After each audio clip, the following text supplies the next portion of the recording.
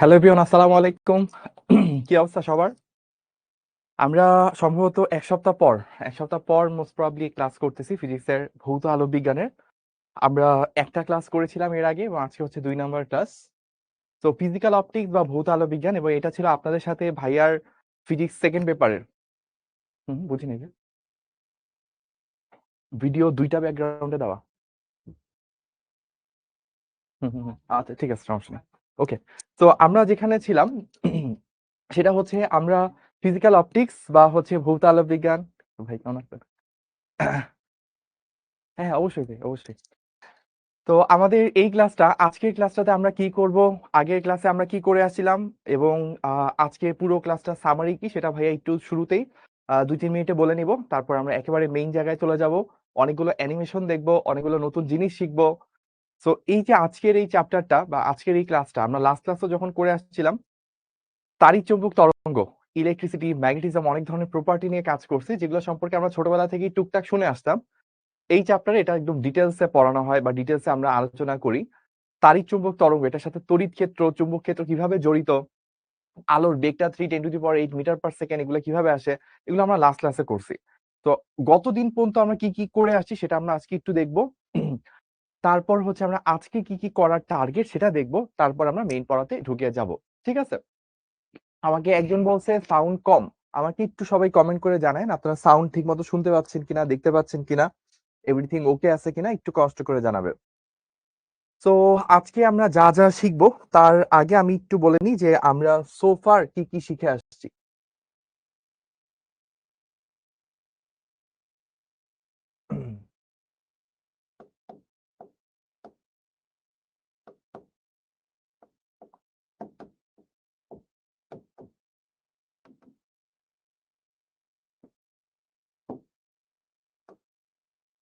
ফিরে দেখা, সব ঠিক আছে, অল ক্লিয়ার।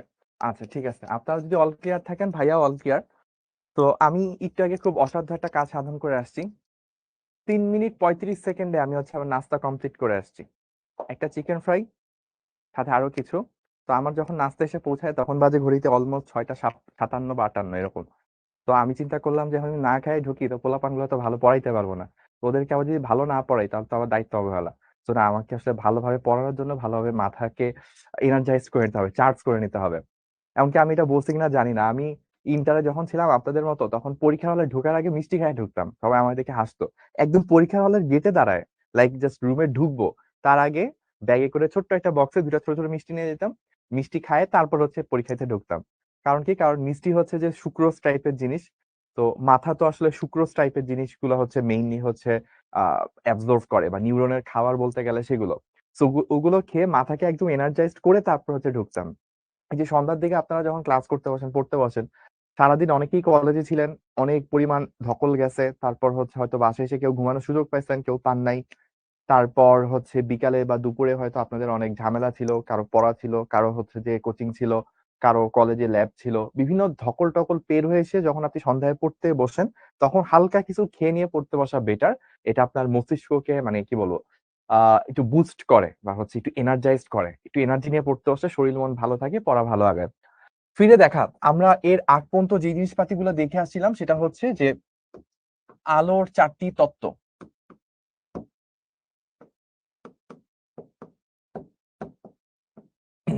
তারপর আমরা দেখছিলাম হচ্ছে আলোর 6টি ঘটনা। আপনাদের নিশ্চয়ই মনে আছে, আমরা 6টা ঘটনা দেখছিলাম। তত্ত্ব ছিল 4টা: কণা, তরঙ্গ, তাড়িৎচুম্বক তত্ত্ব, আর এটা ছিল কোয়ান্টাম তত্ত্ব। 6টা ঘটনা ছিল প্রতিফলন, প্রতিসরণ, ব্যতিচার, অপবর্তন, সমাবর্তন এবং পরতড়িৎ ক্রিয়া। আমরা তারপর দেখছিলাম হচ্ছে ইথার জিনিসটা কি। ইথার সম্পর্কে আমরা কিছু কথাবার্তা বলছিলাম। আমরা কথাবার্তা বলছিলাম তাড়িৎ চৌম্বক তরঙ্গ নিয়ে।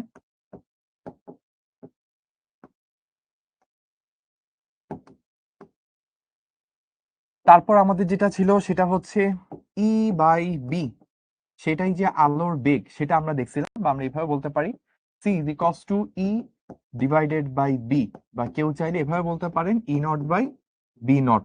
আমরা আলোর বেগের বা তাড়িৎ চুম্বক তরঙ্গের আরেকটা সূত্র দেখছিলাম, সেটা হচ্ছে 1/√με। যদি শূন্য মাধ্যম না হয় তখন আসলে কিভাবে লেখা যায়? √μr into mu. আর এখানে হচ্ছে epsilon K into epsilon not. আমরা এই ব্যাপারগুলো বলে আসছিলাম যে ভাইয়া মিউ হচ্ছে চৌম্বক প্রবেশ্যতা। তো মিউ আর কি, কোনো একটা মাধ্যমের মিউ শূন্য স্থানের মিউ এর তুলনায় কত গুণ।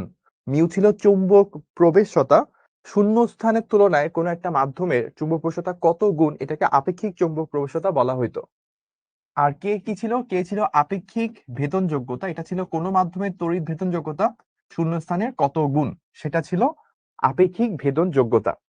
তো আমাদের যদি শূন্য স্থান না হয়ে অন্য কোনো মাধ্যম হয়, তাহলে মিউ নট, আমরা যদি একটু মিউ নট আর এপসাইলন নট লিখতে চাই, তাহলে এটার সাথে হচ্ছে মিউ আর এবং কে এগুলাকে গুণ দিতে হয়। তো আমরা তখন এটাকে বলি যে 3 × 10⁸ ডিভাইডেড বাই হচ্ছে √ওভার মিউ আর ইন্টু কে। এইভাবে ব্যাপারটাকে আমরা গতদিন প্রকাশ করেছিলাম, ঠিক আছে। তাহলে আমরা এইটুকু পর্যন্ত গতদিন পর্যন্ত দেখে আসছিলাম। আরো ছোট ছোট দুইটা জিনিস দেখছিলাম আমরা। সেটা কি, সেটা হচ্ছে আমরা তড়িৎ ক্ষেত্রে একটা ইকুয়েশন দেখছিলাম, is equals to E nought sine 2π/λ c t minus x, এটা একটা ফর্মুলা ছিল। এবং চৌম্বক ক্ষেত্রেও সিমিলার একটা ফর্মুলা ছিল, B nought sine 2π/λ c t minus x. এবং আমরা যদি মনে করে থাকি চিত্রটা কিরকম ছিল, চিত্রটা ছিল হচ্ছে এই রকম। আমাদের তড়িৎ ক্ষেত্র যদি এই বরাবর কাঁপে, এটা যদি আমার তড়িৎ ক্ষেত্র হয়ে থাকে, চৌম্বক ক্ষেত্রটা কাঁপতে হচ্ছে তার সাথে লম্ব বরাবর,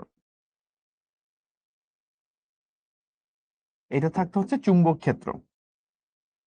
আর উভয়ের সাথে লম্বভাবে হচ্ছে এই দিকে হচ্ছে আলোটা বের হয়ে যেত, ঠিক আছে। এই ছিল আমাদের টোটাল সিস্টেমটা, যেটা আমরা গতদিন দেখে আসছি। তাহলে পুরো জিনিসটা একটু একবার দ্রুত রিভিউ করে নিই। আমরা আলোর 4টা তত্ত্ব দেখছিলাম, 6টা ঘটনা দেখছিলাম, বলছিলাম এই 6টা ঘটনাকে ব্যাখ্যা করতে যে একের পর এক তত্ত্বগুলো আসছিল। সো 3 নাম্বার তত্ত্ব যেটা, সেটা ছিল তাড়িৎ চুম্বক তরঙ্গ তত্ত্ব।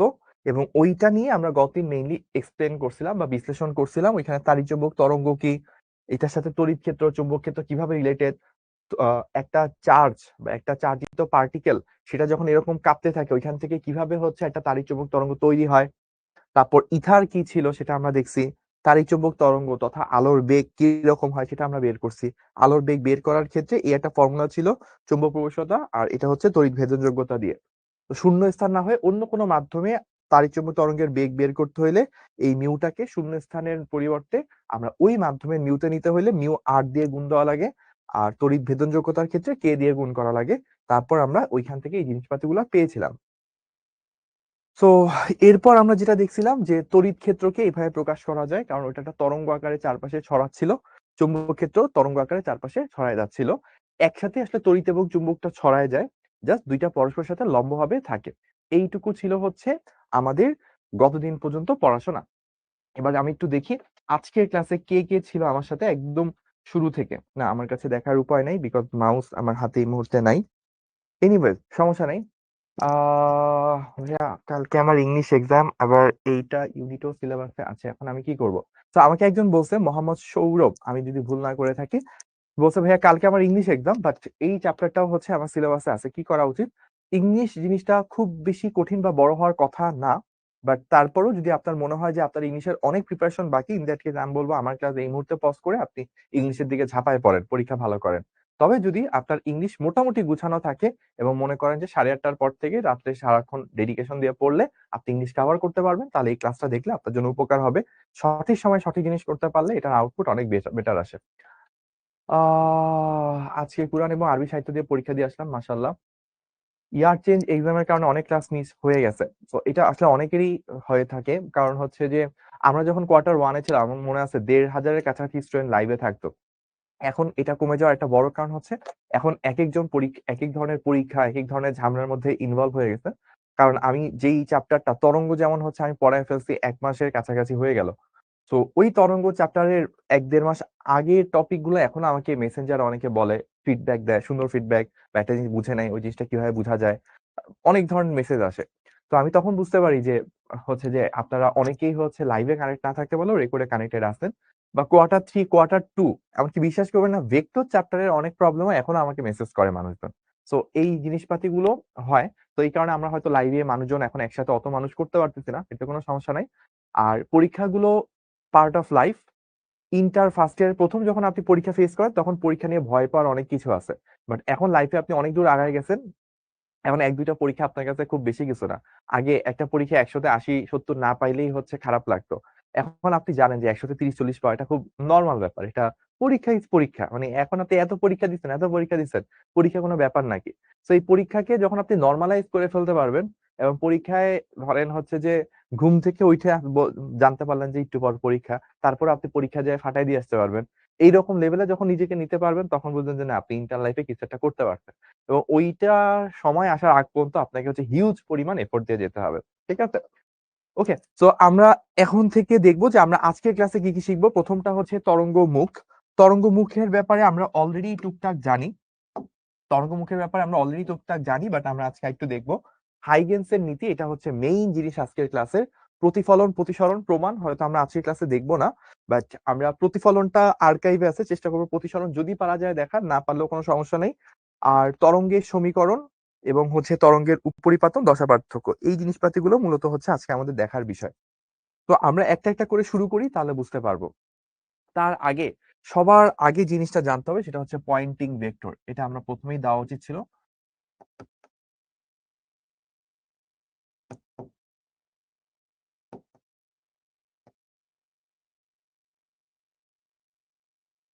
তো পয়েন্টিং ভেক্টর এই জিনিসটা ইংলিশে আমরা এভাবে বলে থাকি,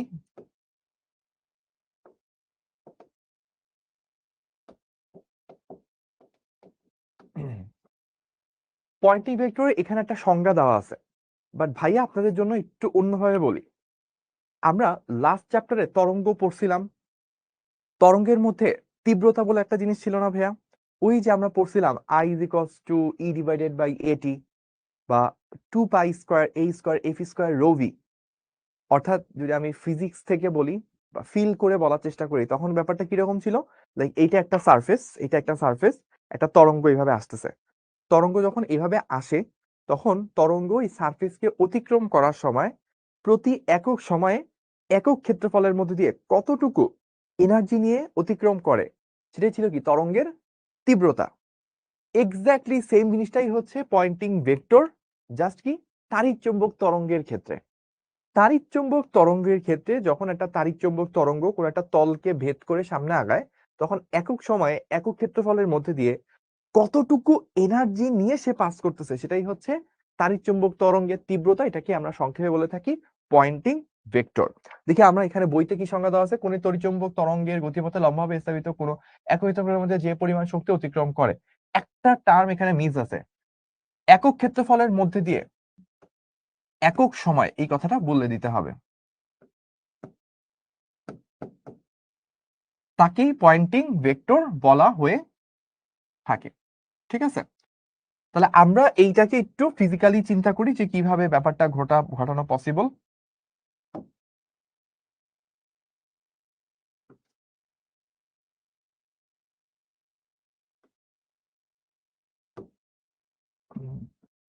সো এই দিক থেকে একটা তরঙ্গ আসতেছে।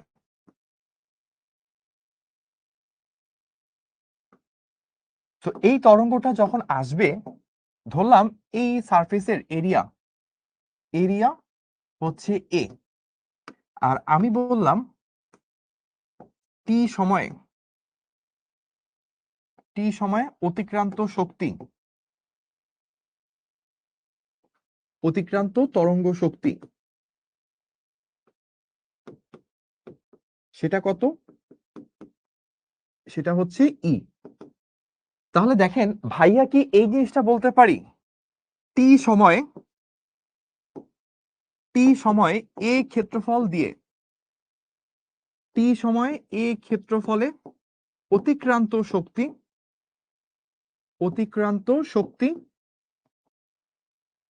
সেটা হচ্ছে কত, ই। তাহলে একক সময়ে একক ক্ষেত্রফলে অতিক্রান্ত শক্তি সেটা কি, ই ডিভাইডেড বাই এ টি। এটাকেই আমরা পয়েন্টিং ভেক্টর বলতেছি, এটাকে আমরা এস দ্বারা প্রকাশ করি, জাস্ট তীব্রতার মতো সেম জিনিস। তীব্রতার মতো এক্স্যাক্টলি সেম জিনিস, জাস্ট তাড়িৎ চুম্বক তরঙ্গের ক্ষেত্রে এটাকে আমরা পয়েন্টিং ভেক্টর বলতেছি। তাহলে বলবেন ভাইয়া তীব্রতার মতো যদি সেম জিনিস হয়ে থাকে, তীব্রতা তো একটা শক্তির পরিমাণ, তাই না? সেটা একটা স্কেলার রাশি ছিল, কিন্তু পয়েন্টিং ভেক্টর নামটা শুনেই তো বোঝা যাচ্ছে এটা একটা ভেক্টর। তাহলে ব্যাপারটা কেমন হয়ে গেল না? তাহলে এবার আসেন আরেকটু ভালো করে স্পেসিফিক্যালি আমরা বলি। গত ক্লাসে তো মনে হয় এরকম কিছু একটা করেছি না, গত ক্লাসে আমরা এই জিনিসটা করি নাই। আমরা এই ক্লাসে হচ্ছে পয়েন্টিং ভেক্টর প্রথম দেখতেছি। আমাদের পয়েন্টিং ভেক্টর, এটার নামের মধ্যে ভেক্টর কথাটা কেন আসলো সেটা একটু বুঝতে হবে। খেয়াল করে দেখেন, এস কে নরমালি বইতে প্রকাশ করা আছে এইভাবে, এস হচ্ছে ই ক্রস বি। মনে আছে আমরা বলতেছিলাম যে একটা তাড়িৎ চুম্বক তরঙ্গ যখন সামনে আগায়, প্রত্যেকটা বিন্দুতে তড়িৎ ক্ষেত্র এরকম কাঁপতে থাকে, চুম্বক ক্ষেত্র কাঁপতে থাকে, মানে তড়িৎ এবং চুম্বক দুইটা হচ্ছে পরস্পর 90 ডিগ্রিতে কাঁপতে কাঁপতে কাঁপতে সামনের দিকে আগায়, সেটাই তো আসলে কি ছিল, তাড়িৎ চুম্বক তরঙ্গ ছিল। তাহলে কোনো একটা পয়েন্টে যদি আপনি জিজ্ঞেস করেন যে পয়েন্টিং ভেক্টর কি, সেটা হচ্ছে যে ওই বিন্দুতে যে তড়িৎ ক্ষেত্র, ওই বিন্দুতে যে চুম্বক ক্ষেত্র, সেগুলা তো এক একটা ভেক্টর, তড়িৎ ক্ষেত্র একটা ভেক্টর, চুম্বক ক্ষেত্র একটা ভেক্টর। ওই দুইটা ভেক্টরে যদি ক্রস গুণন করেন তাহলে আপনি যেই রাশিটা পাবেন সেটাকে বলা হয় হচ্ছে পয়েন্টিং ভেক্টর। ঠিক আছে? এখন আপনি চিন্তা করেন, যেহেতু ক্রস গুণন করতেছি, ক্রস গুণ থেকে যে আউটপুটটা পাওয়া যায়, দুইটা ভেক্টরকে ক্রস গুণ করলে আমরা আউটপুটে কি একটা স্কেলার রাশি পাই নাকি ভেক্টর রাশি পাই? কোনটা পাই দেখি, আমাকে কমেন্ট করে জানান।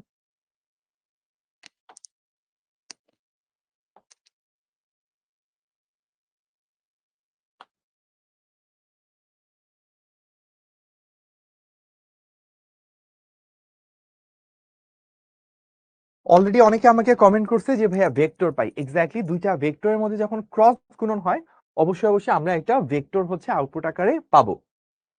এখন দেখেন এই যে এই ভেক্টরটা, এই ভেক্টরটা কি বোঝায়?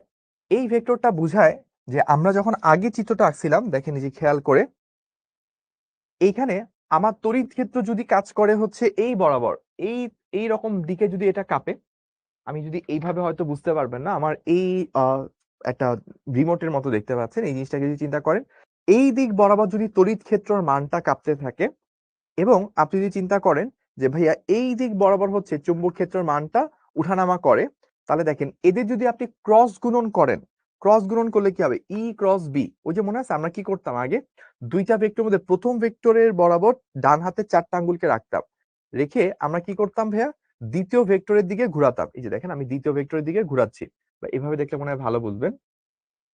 আমি প্রথম ভেক্টর, প্রথমে করলাম কি, দুইটা ভেক্টর আদিবিন্দু একই জায়গায় আনলাম, এনে আমি প্রথম ভেক্টরের দিকে আঙ্গুলগুলা রেখে তারপর হচ্ছে আমি দ্বিতীয় ভেক্টরের দিকে ঘুরাবো। দেখেন প্রথম ভেক্টর দিয়ে আঙ্গুল রেখে দ্বিতীয় ভেক্টর দিয়ে ঘুরলে আপনাদের দিকে আসতেছে। তাহলে যদি কখনো এই রকম কেস হয়, বা আমরা যদি এই কেসটা চিন্তা করি, তখন আমাদের কি হবে, এই দিক বরাবর তড়িৎ ক্ষেত্র রাখছি, আর এটার সাথে এই দিক বরাবর চুম্বক ক্ষেত্র রাখছি, তাহলে তড়িৎ আর চুম্বক যদি আমি ক্রস গুণ করি তাহলে কি আসবে, ই ক্রস বি। ই ক্রস বি সেটা আসছে কি আমার এই দিকে, তার মানে এই চিত্রের জন্য আলোটা আসলে এই দিকে যাওয়ার কথা। আবার আপনি যদি ধরেন যে না, আমার তড়িৎ ক্ষেত্রটা আমি নিচের দিকে ধরলাম, চুম্বক ক্ষেত্রটা আমি হচ্ছে এই বরাবর ধরছি, তখন আবার ই ক্রস বি সেটা হচ্ছে এই দিকে যাবে। সো ডিপেন্ড করে যে আমার তড়িৎ ক্ষেত্রটা কোন দিকে আছে, সেটার উপর ভিত্তি করে হচ্ছে আমার এই যে আলো বা তাড়িৎ চুম্বক তরঙ্গ সেটা কোন দিকে যাবে সেটা হচ্ছে পয়েন্টিং ভেক্টর বুঝায় দেয়। আমি পুরো ব্যাপারটা আরেকবার একটু বলি আপনাদের জন্য, তাহলে আপনাদের জন্য বোঝাটা ইজি হবে। ধরেন আমি বললাম যে এইটা হচ্ছে একটা তাড়িৎ চুম্বক তরঙ্গে ছড়ায় পড়ার দিক। কোনো একটা মোমেন্টে, কোনো একটা মোমেন্টে আমি বললাম এই দিক বরাবর হচ্ছে তড়িৎ ক্ষেত্র আছে, আর ধরেন বললাম এই দিক বরাবর হচ্ছে চুম্বক ক্ষেত্র আছে, বা আমি এটা একটু অন্য কালার দিয়ে আঁকি তাহলে ভালো বুঝবেন।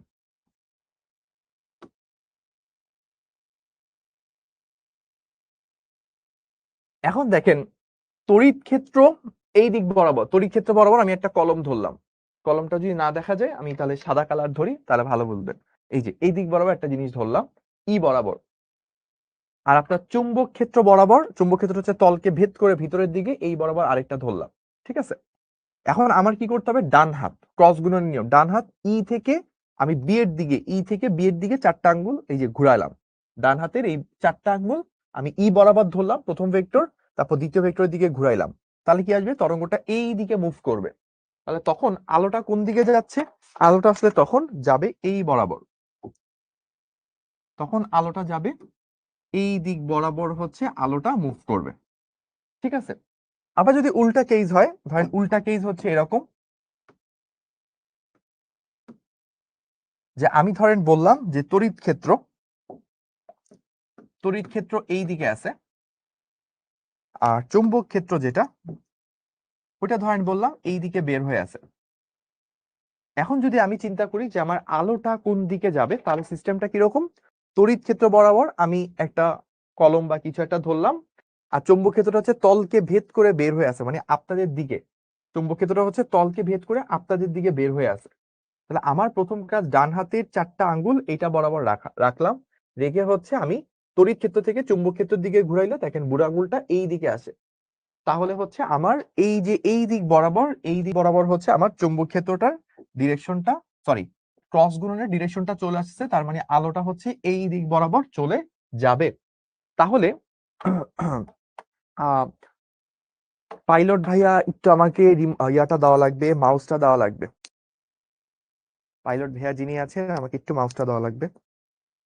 তো আমি তাহলে পুরা ব্যাপারটা যদি একটু সামারি করি, এখানে কি হচ্ছে, ওই যে প্রথমে একটু আগে আমরা চিত্র দেখতাম, যে এই চিত্র অনুযায়ী হচ্ছে আমার প্রতিটা মুহূর্তে প্রতিটা বিন্দুতে তড়িৎ ক্ষেত্রে একটা মান থাকে, তড়িৎ ক্ষেত্র একটা তরঙ্গের মতো করে কাঁপতেছে।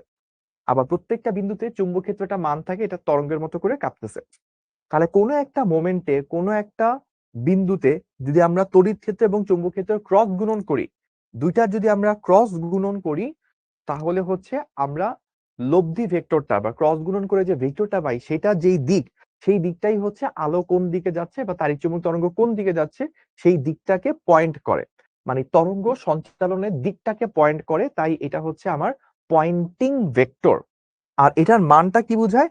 মানটা হচ্ছে বোঝায় আমাদের তীব্রতার সমান, যে একক ক্ষেত্রফলে একক সময়ে কতটুকু এনার্জি পাস করে। তাহলে আমি এখান থেকে পয়েন্টিং ভেক্টর সংক্রান্ত দুইটা কথা বলবো। দেখেন, পয়েন্টিং ভেক্টর সংক্রান্ত ভাইয়া দুইটা কথা বলবো, আর এটার বানানটা কিন্তু একটু স্পেশাল, খেয়াল রাখেন, POYNTING, পয়েন্টিং ভেক্টর। কেউ নাই? একটু দাঁড়ান, একটা মিনিট।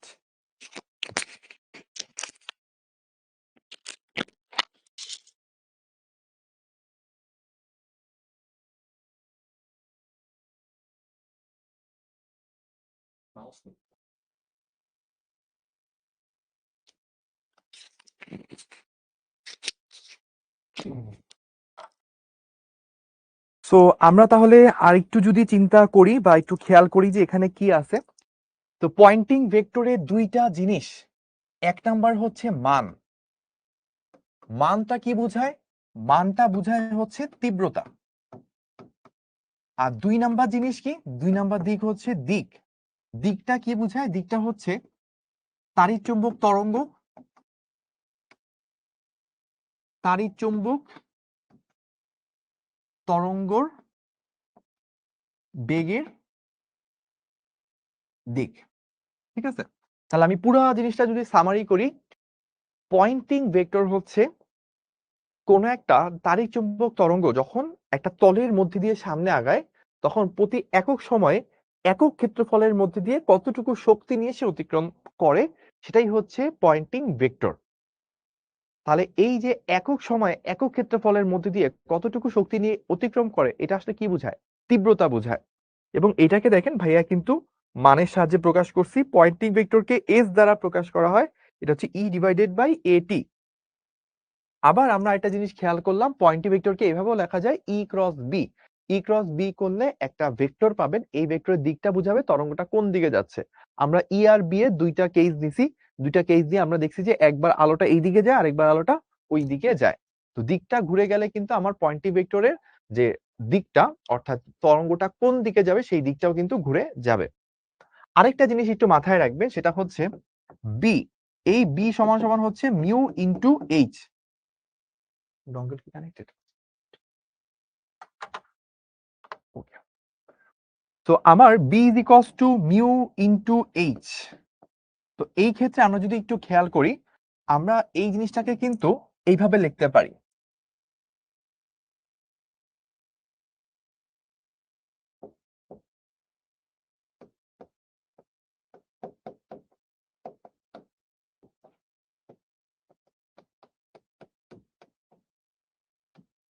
আমি প্রথমে একটু ভুল লিখছিলাম, এখন আমার মনে পড়লো যে আমার এই পয়েন্টিং ভেক্টরটাকে আমি দুই ভাবে প্রকাশ করতে পারি। যখন আমার ই ক্রস বি এইভাবে যখন লিখবো, সাথে একটা 1/μ গুণ করতে হবে।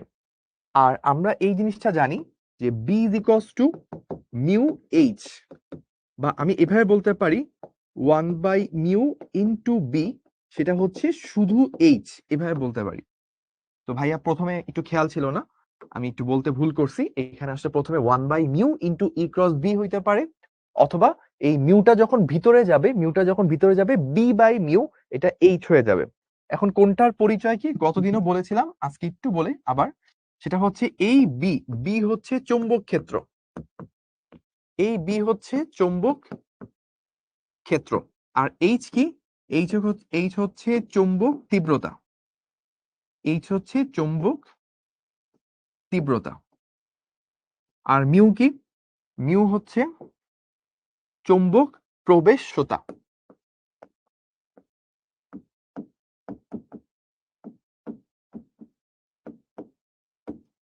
তাহলে আমরা এইটুকু যদি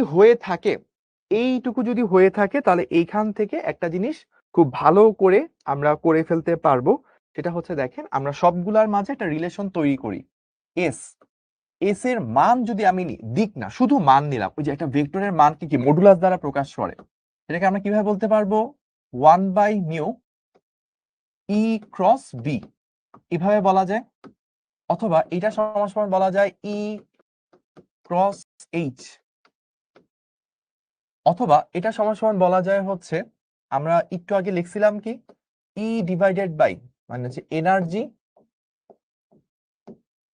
divided by area into time.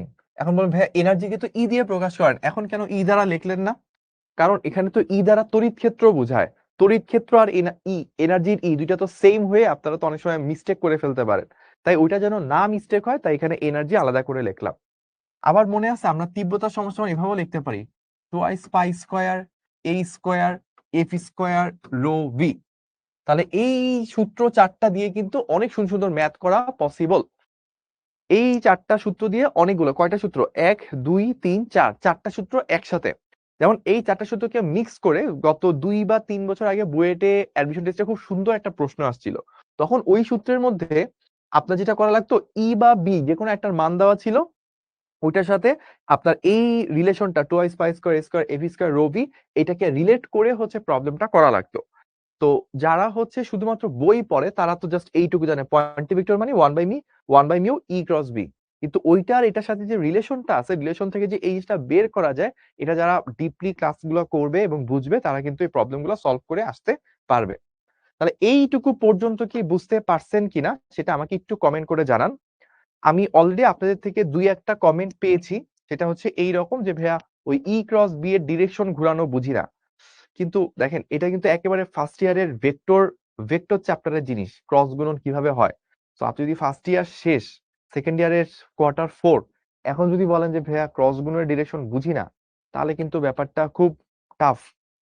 হ্যাঁ, অনেকে বলছে ক্লিয়ার, বাট তারপরও যারা বলছেন যে ভাইয়া বুঝি না, ভাইয়া আপনাদের জন্য আসি, কোনো সমস্যা নেই ভাইয়া, আরেকবার একটু বুঝাচ্ছি। যে কোনো সময় ক্রস গুণন করার ক্ষেত্রে আপনি কি করবেন? যে কোনো সময় ক্রস গুণন করার ক্ষেত্রে, ধরেন ক্রস গুণনের দিক,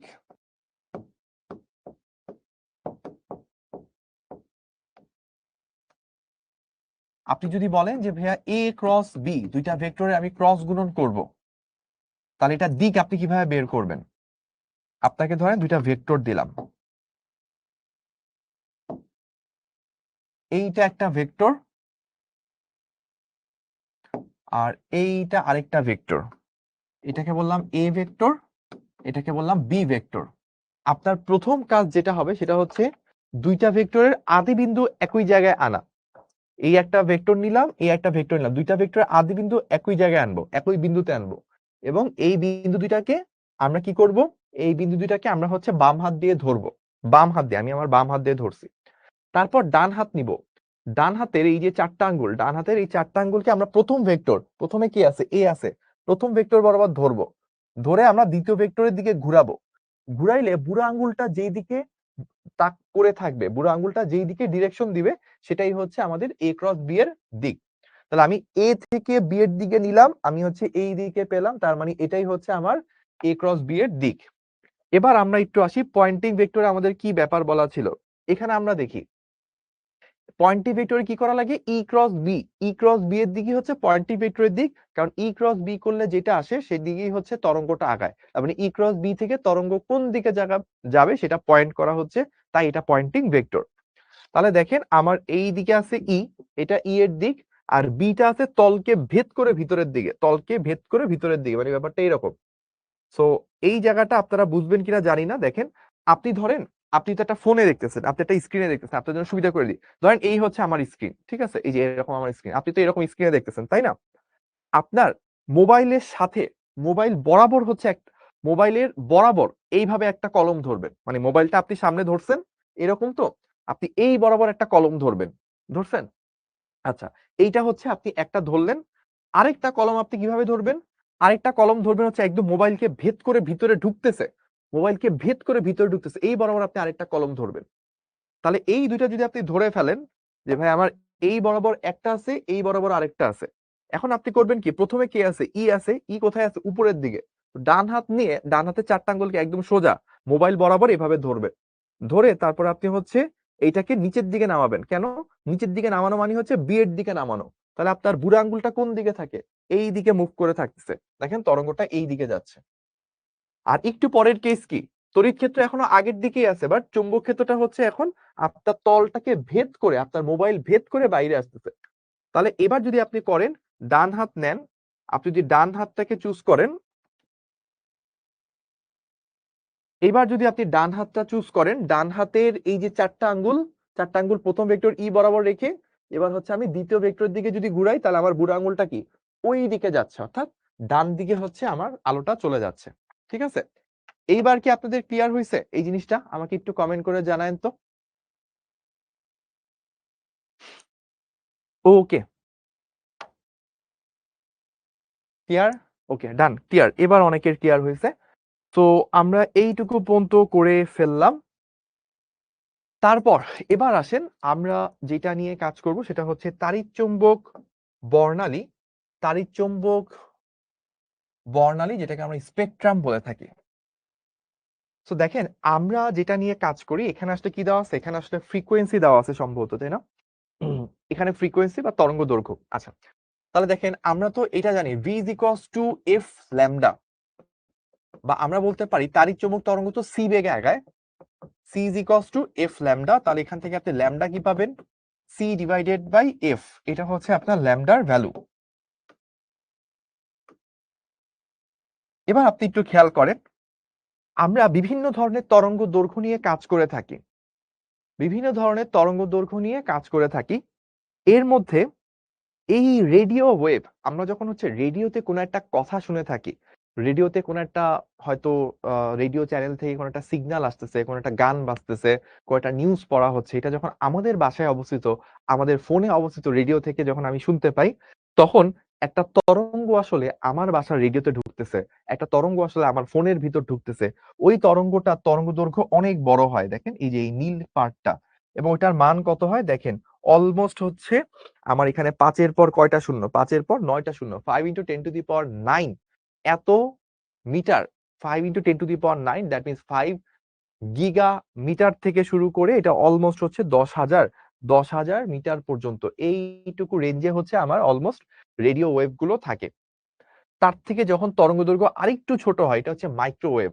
যেমন মাইক্রোওয়েভ শুনছেন না, যে মাইক্রো ওভেন, মাইক্রো ওভেন জিনিসটা আমরা ইদানিং খুব প্রচলিত, বাসা বাড়িতে থাকে, খাওয়া দাওয়া গরম করার ক্ষেত্রে বলে না মাইক্রোওয়েভে খাওয়া গরম করতেছে, ওইখানে আপনার ওভেনটার ভিতরে একটা ওয়েভ পাঠানো হয়, যে ওয়েভটা তরঙ্গ দৈর্ঘ্য এই রেডিও ওয়েভের থেকে আরেকটু ছোট। এটার থেকে যখন তরঙ্গ দৈর্ঘ্য আরেকটু ছোট হবে, তখন এটা ইনফ্রারেড। দেখবেন হচ্ছে অনেক বাসায় ইদানিং হচ্ছে ইনফ্রারেডের চুলা ইউজ করা হয়, কারণ যেহেতু গ্যাস বাংলাদেশে খুব একটা পাওয়া যায় না।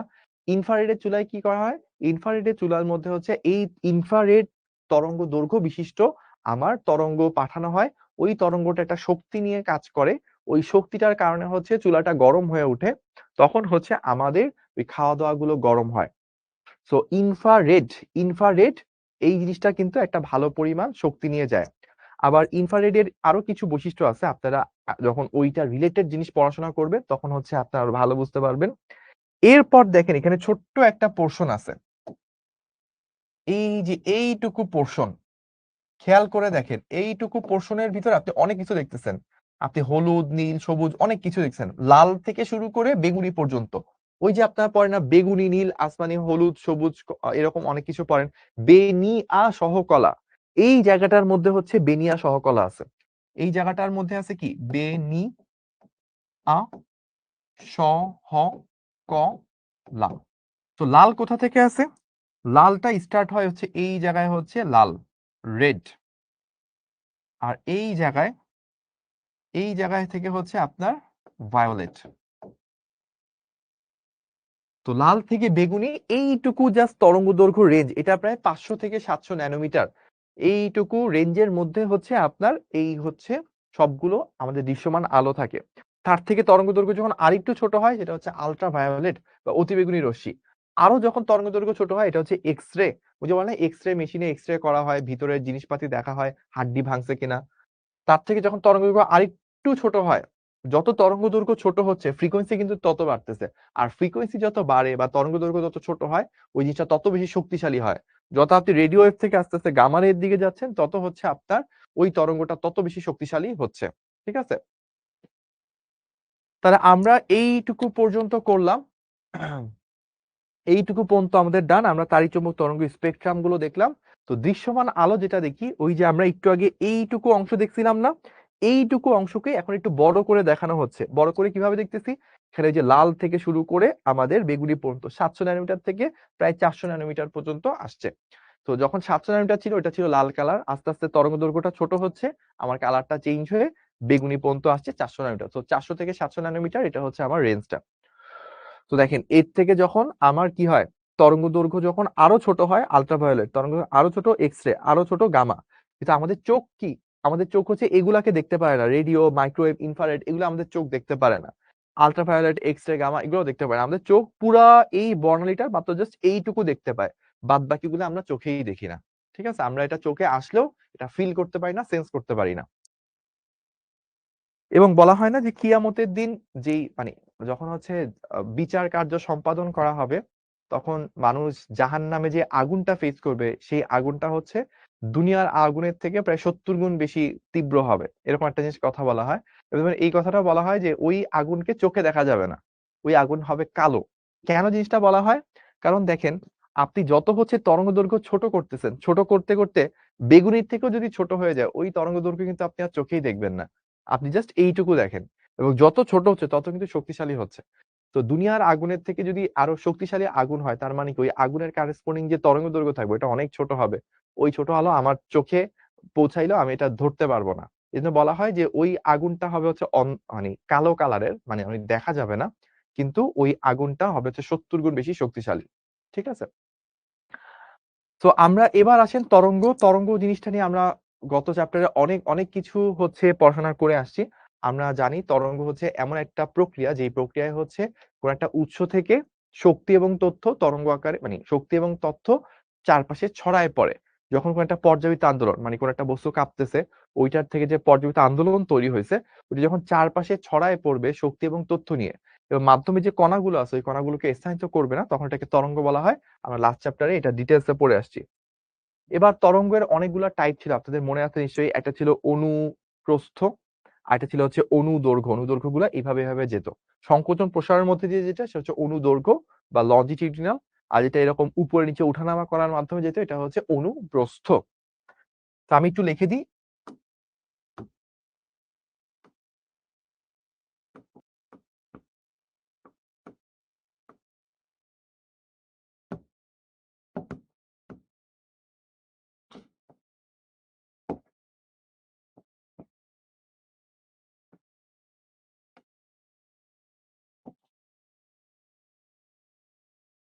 তো অনুপ্রস্থ আর অনুদৈর্ঘ্য চলে যাওয়ার পর এবার আমরা কিসে আসবো? এবার আমরা আসবো হচ্ছে তরঙ্গ মুখ। তো তরঙ্গমুখ জিনিসটা ছিল হচ্ছে উৎস থেকে যখন তরঙ্গটা ছড়ায় পড়তেছে তখন সেটা হচ্ছে চারপাশে ছড়ায় পড়ে, চারদিকে সেটা ছড়ায় পড়তে থাকে। সো এই যে উৎস থেকে তরঙ্গটা চারদিকে ছড়ায় পড়ছে, চারদিকে কিন্তু সে একই বেগ নিয়ে ছড়ায় পড়তেছে। সো আপনি যদি চিন্তা করেন যে ভাইয়া এইটা হচ্ছে আপনার সোর্স, আমি একটু লাইট কালার ইউজ করি। সো আপনি চিন্তা করেন যে ভাইয়া এইটা হচ্ছে আমার সোর্স, তাহলে সোর্স থেকে যদি টি সময় পর এই দিকে যদি সিটি দূরত্ব অতিক্রম করে, তাহলে এই দিকেও কি সি ইন্টু টি, ওই যে আমরা পড়ি না S equals to VT. So V এর জায়গায় কি আছে, জাস্ট সি আছে। তাহলে এই উৎস থেকে সমান দূরত্বে যতগুলো কণা আছে তারা সবগুলা হচ্ছে সমান ফেজে থাকবে। কারণ কি, আমরা যখন তরঙ্গের ইকুয়েশন পড়ি এইরকম একটা জিনিস পড়তাম না, y is equals to a sin 2 pi by lambda CT minus x বা ভিটি মাইনাস এক্স। এই জায়গায় মাঝখানে যে জিনিসটা থাকতো সাইন বা কজের ভিতরে, এটাকে আমরা ফেজ বা দশা বলতাম।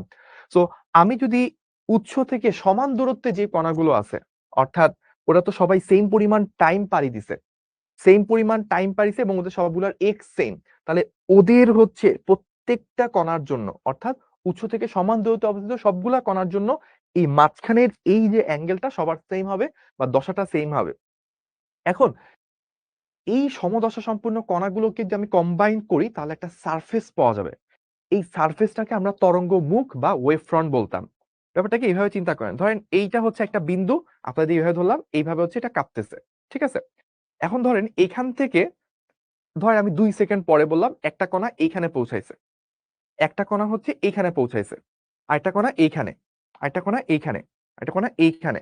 সো এইভাবে এখানে এখানে এখানে এখানে সবগুলা কণাকে যদি যুক্ত করি, বলেন তো ভাইয়া কি পাওয়া যাবে, কোন জিওমেট্রি শেপটা পাওয়া যাবে? এখানে একটা কণা, এখানে একটা কণা, এখানে একটা, এখানে একটা, এখানে একটা, এই সবগুলা কণাকে যে কম্বাইন করি, সবগুলাকে যদি আমি কম্বাইন করি, বলতো আমি হাতে কি ধরতে পারবো?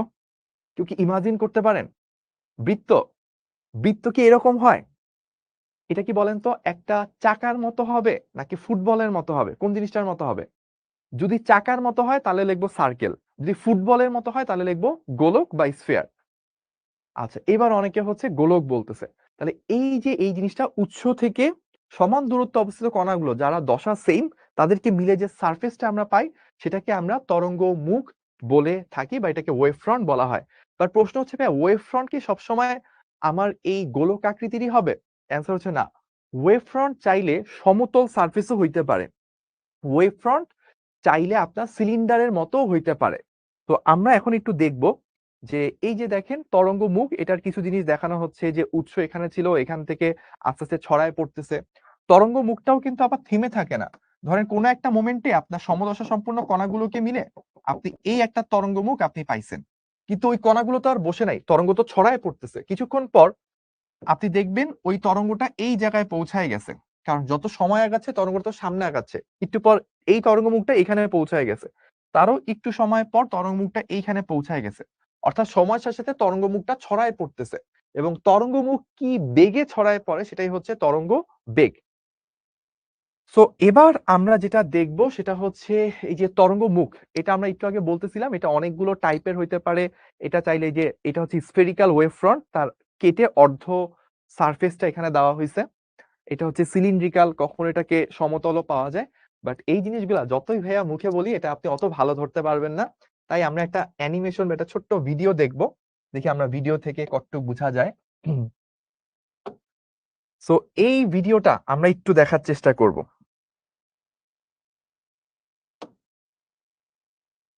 সো এটার পরে আরেকটা ভিডিও আছে, ওটা মেবি একটু বেটার হবে। Yes, এটা মোস্ট প্রবাবলি বেটার, একটু দেখে নিই।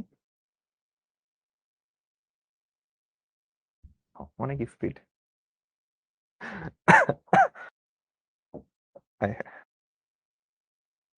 না, এটার থেকে আগেরটা বেটার ছিল। ওকে, সো আমরা একটু দেখবো আস্তে আস্তে যে এখানে কি কি ঘটে। ঠিক আছে, আমি অনেকগুলো ভিডিও খুঁজে আমার কাছে এটা বেটার লাগছে বোঝার জন্য। তো এটা একটা পয়েন্ট সোর্স, এই জায়গাটা খুব ভালো করে খেয়াল করেন, জিনিসটা দেখতে অনেক মানে স্পেশাল। এই যে একটা পয়েন্ট সোর্স, এটা থেকে চারদিকে বলি না আমরা তরঙ্গ ছড়ায় পড়ে, দেখেন এই যে চারদিকে ছড়ায় পড়তেছে, ও ঘুরায় ঘুরায় দেখাচ্ছে। ওকে, সো দেখেন খেয়াল করে, এটা হচ্ছে চারদিকে যে ছড়াই পড়তেছে তরঙ্গটা, ওটা বোঝানোর চেষ্টা করতেছে। তাহলে এই যে এই পয়েন্টটা, এই পয়েন্ট, এই পয়েন্ট, এই পয়েন্ট, আমি যদি একটু আমার এখানে দেখাই, কালার এটা মেবি ধরা যাবে। তো ধরেন এইখানে একটা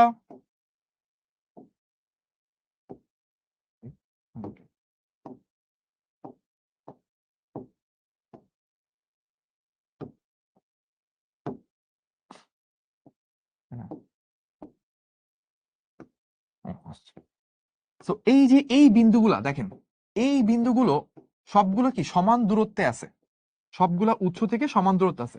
তো এই পয়েন্টগুলোকে যদি আমি কানেক্ট করি, এই পয়েন্টগুলোকে যদি আমি কানেক্ট করি, একটা সারফেস আমি পাবো। সেই জিনিসটা ওরা একটু পর করে দেখাবে।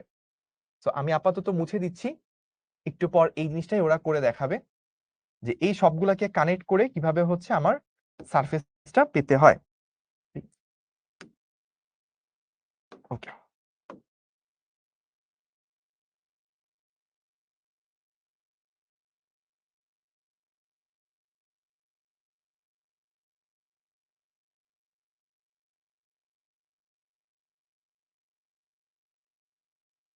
তাহলে খেয়াল করেন x distance at time equals to t, তাহলে সব দিকে হচ্ছে সমান পরিমাণ, এই ডিস্টেন্সটা যতটুক, এটা ততটুক, এটা ততটুক। ও ঘুরায় ফিরায় দেখাচ্ছে, খেয়াল করেন ও একটু ঘুরায় দেখাচ্ছে, খেয়াল করছেন? এই যে এই পয়েন্টটা, এই পয়েন্ট, এখানে যতগুলো এরকম পয়েন্ট দিছে, এই সবগুলা পয়েন্ট যদি আমি টেনে একসাথে করি, এই সবগুলো যদি একসাথে করি, তাহলে একটা সারফেস পাবো। This surface is known as wave front. এই যে এই বিন্দুগুলা সমান দূরত্বে অবস্থিত কণাগুলোকে কানেক্ট করে যে তল পাবো, এটাকেই হচ্ছে আমাদের ওয়েভ ফ্রন্ট বলা হবে। ওকে, তাহলে ওয়েভ ফ্রন্ট তো বুঝতে পারছি। এখন প্রশ্ন হচ্ছে ভাইয়া, ওয়েভ ফ্রন্টটা আমরা যে দেখলাম, যে ভাইয়া এটা তো সবসময় আমার কাছে মনে হচ্ছে কি গোলকীয়ই তো হবে। তো গোলকীয় না হয়ে এটা কি আসলে আমার ইয়া হইতে পারে কিনা, আমার স্ফেরিক্যাল না হয়ে সিলিন্ড্রিক্যাল হইতে পারে কিনা, প্লেন সারফেস হইতে পারে কিনা, সেটা হচ্ছে আমরা একটু সামনে দেখতে পারবো। এখনো একই জিনিসকে ঘুরাই ফিরাই বলছে ভাইয়া, দেখেন এক কথা 10 বার বলি, ও এরকম করতেছে আর কি। জিমি ভাইয়া সামনে বসে হাসতেছে।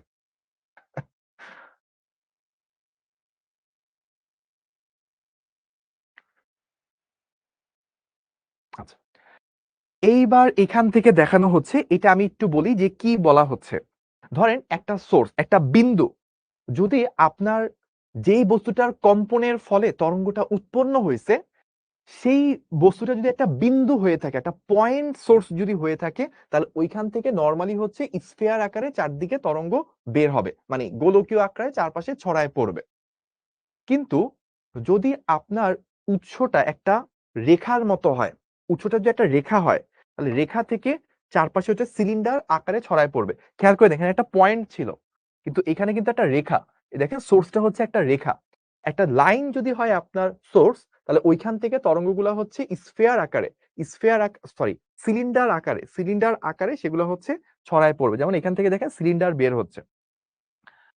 আর যদি আপনি প্যারালাল অর্থাৎ প্লেন বা সমতল তল যদি আপনি চান যে তরঙ্গ মুখ হিসেবে পাইতে, তখন চিন্তা করেন একটা উৎস বা বিন্দু উৎস থেকে যখন তরঙ্গগুলা বের হচ্ছিল, তখন কিন্তু ঠিকই গোলক আকৃতিতে বের হচ্ছিল। বাট যত আপনি দূরত্ব পাড়ি দিবেন, যত দূরে যেতে থাকবেন, ওই গোলকগুলোর কার্ভেচার বা বক্রতা তত কমতে থাকবে। কমতে কমতে যখন অনেক দূরত্ব চলে আসবেন, তখন ওই গোলকগুলা এতই বড় হয়ে যাবে যেটাকে নরমালি দেখলে একটা সমতল বলে মনে হবে বা প্লেন সারফেস মনে হবে। সেটাই ওইখানে দেখানোর চেষ্টা করবে, আমরা একটু সামনে আগালে বুঝবো।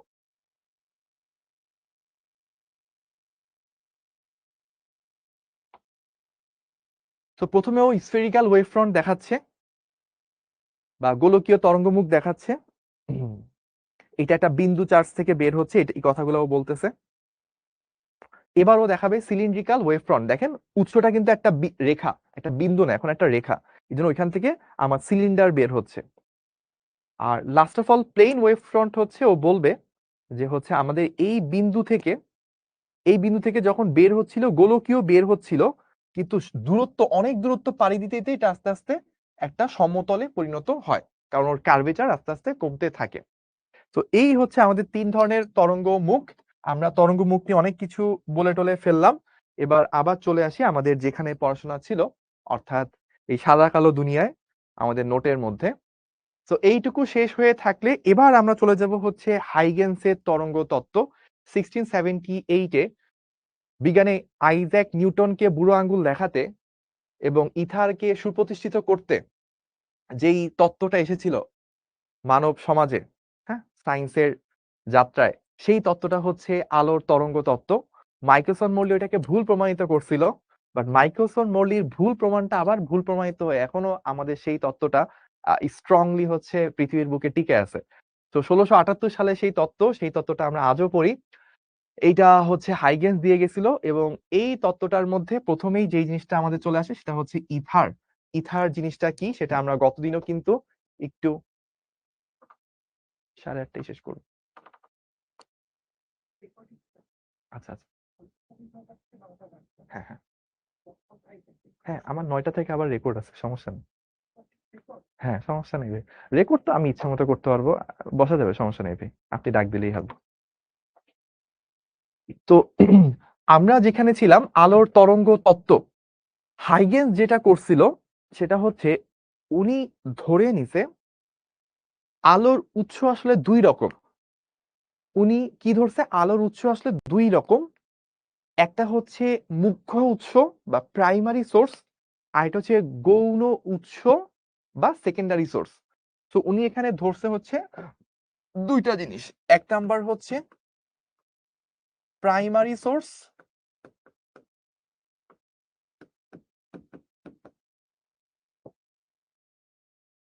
আর দুই নাম্বার হচ্ছে সেকেন্ডারি সোর্স।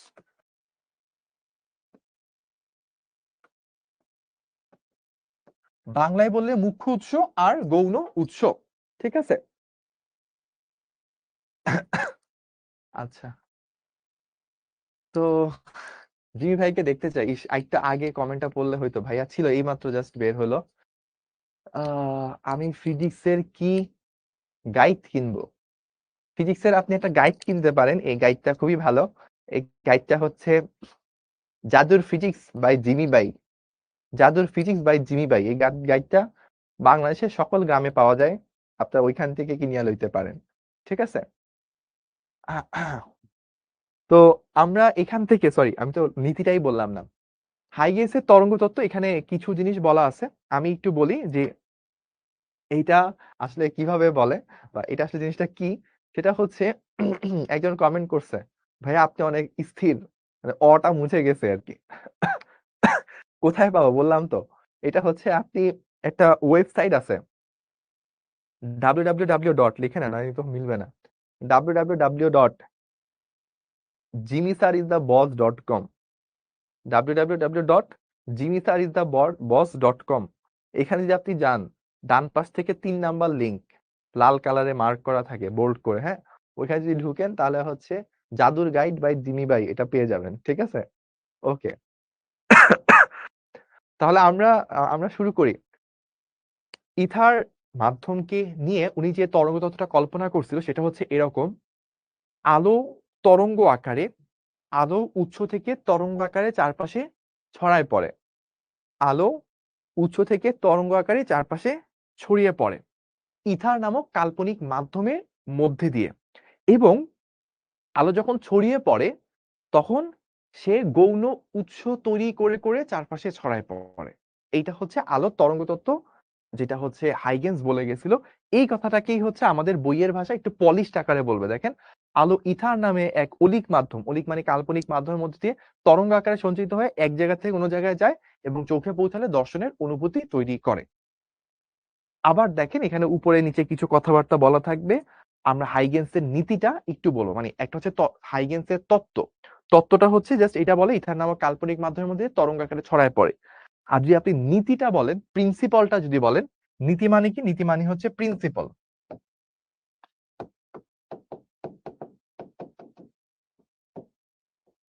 তো হাইগেন্সের প্রিন্সিপাল যদি আপনি বলেন,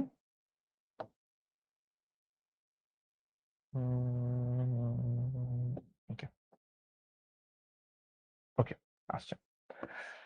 তো হাইগেন্সের প্রিন্সিপালটা হচ্ছে এরকম, যখন উৎস থেকে আলোটা সামনের দিকে আগাইতে থাকে তখন অনেকগুলো সেকেন্ডারি সোর্স তৈরি করে করে সে সামনে আগায়, প্রতিটা সেকেন্ডারি সোর্স আবার সে নিজেরা আলাদা আলাদা সেকেন্ডারি সোর্স তৈরি করে করে আগায়। মানে দেখেন এখানে কথাটা বলা আছে, কোন তরঙ্গমুখের প্রতিটা বিন্দু একটি অনুতরঙ্গ বা গৌণ তরঙ্গ উৎস হিসেবে গণ্য হয়। ওই অনুতরঙ্গগুলো মূল তরঙ্গের সমান বেগ নিয়ে সামনের দিকে অগ্রসর হয়, অগ্রসর বলে ফেলছে, অগ্রসর হয়। যে কোনো মুহূর্তে এই অনুতরঙ্গগুলোকে স্পর্শ করে যে সাধারণ স্পর্শতল পাওয়া যায় তাকে হচ্ছে নতুন তরঙ্গমুখের অবস্থান নির্দেশ করে। অনেকগুলো হচ্ছে কথাবার্তা পেঁচায় ফেলছে, আমি একটু একটু করে জট খুলবো। ফিজিক্সের জিনিসই হচ্ছে আপনি যখন প্রথমবার দেখবেন অনেক জট মনে হবে, ভাই এটা এটা এটা ওইটা কি কি বলে সব একটা মাকড়সার জালের মতো করে ফেলছে। সো এই মাকড়সার জালটাকে আস্তে আস্তে খুলে একদম ইজি করা, আস্তে আস্তে খুলে একদম ভিতরে যাওয়া, সেটা হচ্ছে আপনার কাজ। যে পুরো যতগুলো জটলা আছে, যতগুলো জাল আছে, সবগুলাকে আপনি ভেদ করে করে খুব স্পেসিফিক্যালি প্রতিটা টপিক আপনার মাথার ভিতর নিবেন। এইটা হচ্ছে ফিজিক্সের স্পেশালিটি। সো আমরা দেখেন কিভাবে চিন্তা করতে পারি। আমরা ব্যাপারটাকে চিন্তা করব এইভাবে। ধরেন এইটা হচ্ছে একটা সোর্স, ঠিক আছে? এইটা হচ্ছে সোর্স। তাহলে সোর্স থেকে একটা তরঙ্গ তৈরি হইলো, তরঙ্গ তৈরি হয়ে তো এই দিকেও যাবে, এই দিকেও যাবে, এই দিকেও যাবে, মানে এরকম তো সব দিকেই তো ছড়ায় পড়তেছে, এই দিক, এই দিক, সব দিকে ছড়ায় পড়তেছে। তো কোনো একটা মোমেন্টে এই সবগুলোকে কানেক্ট করে আমি একটা তল পাবো, মানে সমান, মানে ধরেন এখান থেকে 3 সেকেন্ডে এইটুকু গেল, এখানে এইটুকু গেল, এখানে এইটুকু গেল, সমান দূরত্ব পাড়ি দেওয়ার পর প্রতিটা কণাকে যুক্ত করে, মানে সমান দূরত্ব অবস্থায় কণাগুলোকে যুক্ত করে একটা সারফেস পাওয়া যায়। এই সারফেসটাকে তরঙ্গ মুখ বলা হয়। এখন এই তরঙ্গ মুখের অপর অবস্থিত যে কণাগুলো আছে, আমি ধরলাম এখানে একটা কণা, এখানে একটা কণা, এখানে একটা কণা, এখানে একটা কণা, এখানে একটা কণা। এই কণাগুলো আবার নিজেরা প্রত্যেকে এক একটা সোর্স হিসেবে কাজ করবে। এই উৎসটা যেরকম একটা এরকম তরঙ্গমুখ তৈরি করছে, এই কণাগুলো যেটা করবে, এই কণাগুলো যেটা করবে সেটা হচ্ছে এই কণাগুলো তাদের নিজের আবার এক একটা করে, মানে এই কণাটা তার একটা তরঙ্গমুখ তৈরি করবে, ওই কণাটা তার একটা তরঙ্গমুখ তৈরি করবে, এই কণাটা তার নিজের একটা তরঙ্গমুখ, ও তার একটা তরঙ্গমুখ, ও নিজে একটা তরঙ্গমুখ, মানে প্রত্যেকে একটা নতুন সোর্স হিসেবে চিন্তা করে তারপর প্রত্যেকে আবার নিজের এক একটা করে তরঙ্গমুখ তৈরি করবে। হয় না এরকম? ধরেন আপনাদের অনেকের ড্রিম আছে না যে ভাইয়া বড় হয়ে কি করব, বড় হয়ে হচ্ছে গুলিস্তানে ফুটপাতে বিজনেস করব, তাই না? অনেকের আছে না? আমি জানি অনেকের এখানে আছে। তো এরকম অনেক সময় হয় না যে ধরেন আপনি অনেক সময় এরকম হয় যে ভাইয়া আপনি হচ্ছে চিন্তা করছেন আপনার লাইফের ড্রিম যে ভাইয়া ঢাকার গুলিস্তানে যাব, ঢাকার গুলিস্তানে যে ফুটপাতে জুতার বিজনেস করব, যে জুতা ধরেন দেখতে অনেক সুন্দর হবে কিন্তু হচ্ছে যে কাস্টমার এখন কিনে নিয়ে গেছে বাসায় যেতে যেতে নষ্ট হয়ে যাবে, এরকম থাকে অনেকের এই ধরনের বিজনেস করার। তো আপনি ধরেন এরকম বিজনেসে ঢুকলেন, ঢুকে আপনার ধরেন হচ্ছে অনেক ভালো লাগলো, আপনি হচ্ছে কয়দিন আপনি কয়দিন ধরে হচ্ছে যে বিজনেস করলেন। তো ধরেন একটা মালিক, ওই মালিকের ফুটপাতে একটা বড় দোকান, ওই দোকানে হচ্ছে আপনারা 3-4 জন বন্ধু মিলে আপনারা হচ্ছে কি করলেন, ওইখানে হচ্ছে ওই ব্যবসাতে হেল্প করতেছেন, ব্যবসাতে আপনি বেচা কেনা এগুলো করতেছেন, ঠিক আছে? সো এখন ধরেন আপনি ধরেন ব্যবসা ব্যবসা নিয়ে সবকিছু বুঝে টুঝে গেছেন। এখন আপনার তখন কি মনে হবে যে আমি তো এই ব্যবসা সবই বুঝি, যে কাস্টমারকে কিভাবে নিতে হবে, কোথায় বিক্রি করতে হবে, কোথান থেকে আমার মালামালগুলো আনতে হবে, কোথায় ডেলিভারি করতে হবে, সবকিছু আপনি বুঝে গেছেন। তখন আপনার মনে হয় ধুর, এই বসের আন্ডারে থেকে আর কি লাভ, আমি নিজেই এখন গুলিস্তানে ওই মোড়ে, ওই যে মলম পার্টির পাশে যে মোড়টা, ওই মোড়ে যদি আমি নিজে একটা দোকান দিই তাহলে তো আমার আরো ভালো। তখন আপনি কি আর এই বসের আন্ডারে থাকবেন? আপনি বসের আন্ডারে থাকবেন, আপনি নিজে একটা দোকান দিবেন। সো ওই যে বসের আন্ডারে যে 4 জন কর্মী ছিল তারা এখন আবার কি করছে, তারা এখন প্রত্যেকে আলাদা করে একটা দোকান দিছে। তারপর ওই যে ওই দোকানে আবার যারা কর্মচারী নিয়োগ হবে তারা আবার কি কয়দিন পর শিখে তারা আবার হচ্ছে এরকম দোকান দিবে, এরকম কি সিলসিলা চলতেই থাকে, তাই না? ঠিক একই রকম ভাবে এটা হচ্ছে সোর্স। সোর্স হচ্ছে এরকম অনেকগুলো, এই সোর্সের তরঙ্গমুখের উপর যে বিন্দুগুলো তারা এক একটা সেকেন্ডারি সোর্স হিসেবে কাজ করবে, তারা আবার এক একটা করে তরঙ্গমুখ তৈরি করবে।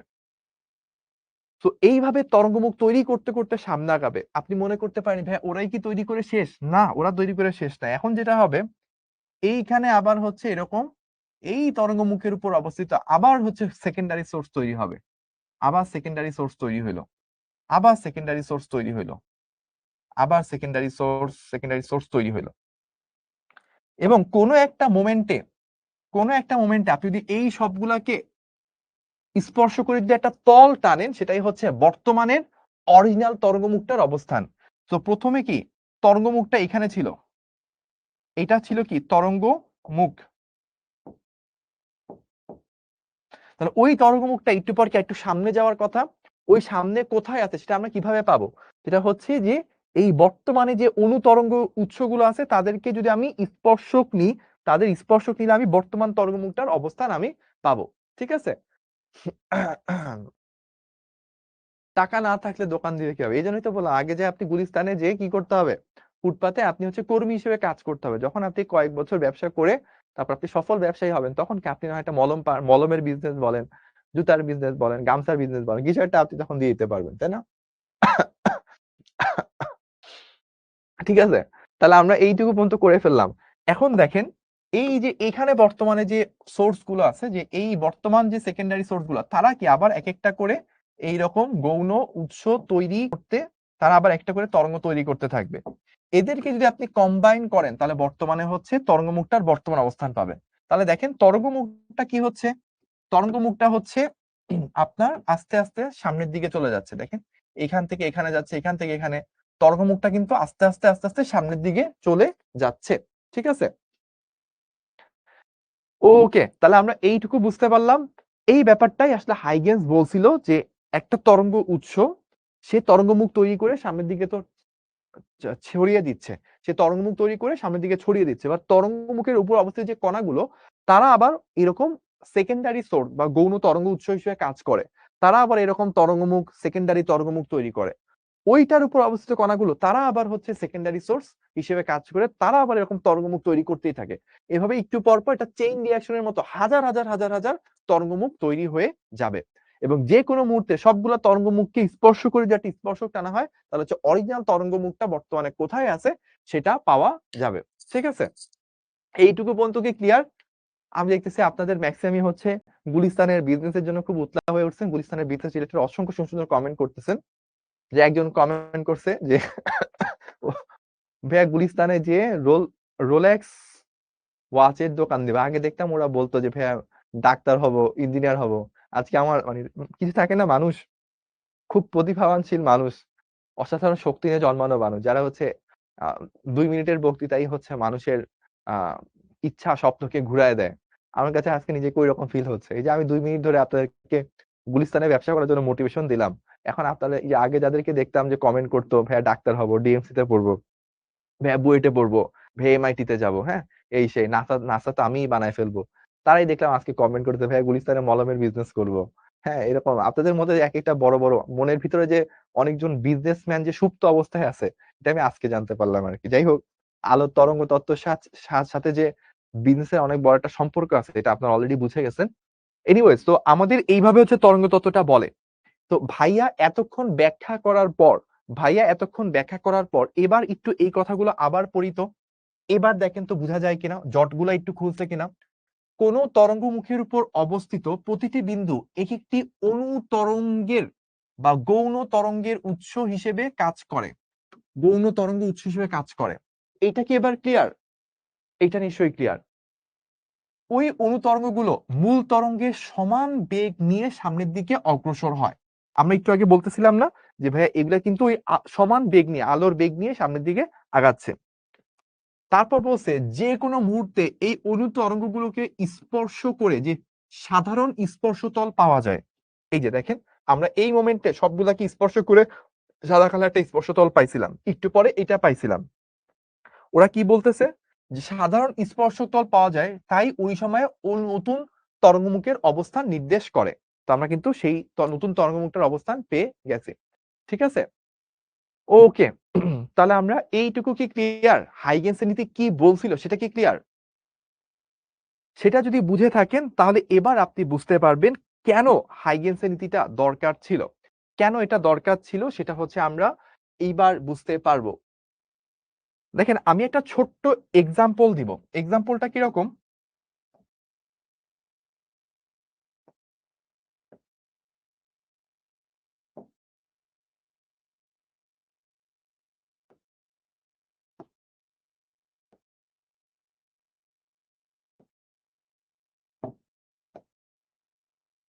ওকে, সো এইটা ধরেন একটা বাক্স বা একটা রুম চিন্তা করতে পারেন। তো এই জায়গাটার মধ্যে এই জায়গাটার মধ্যে এদিক থেকে ধরেন আলো আসতেছে। চারদিকে তো আলো ছড়ায় পড়তেছে, তো আমি ব্যাপারটা এভাবে বললাম।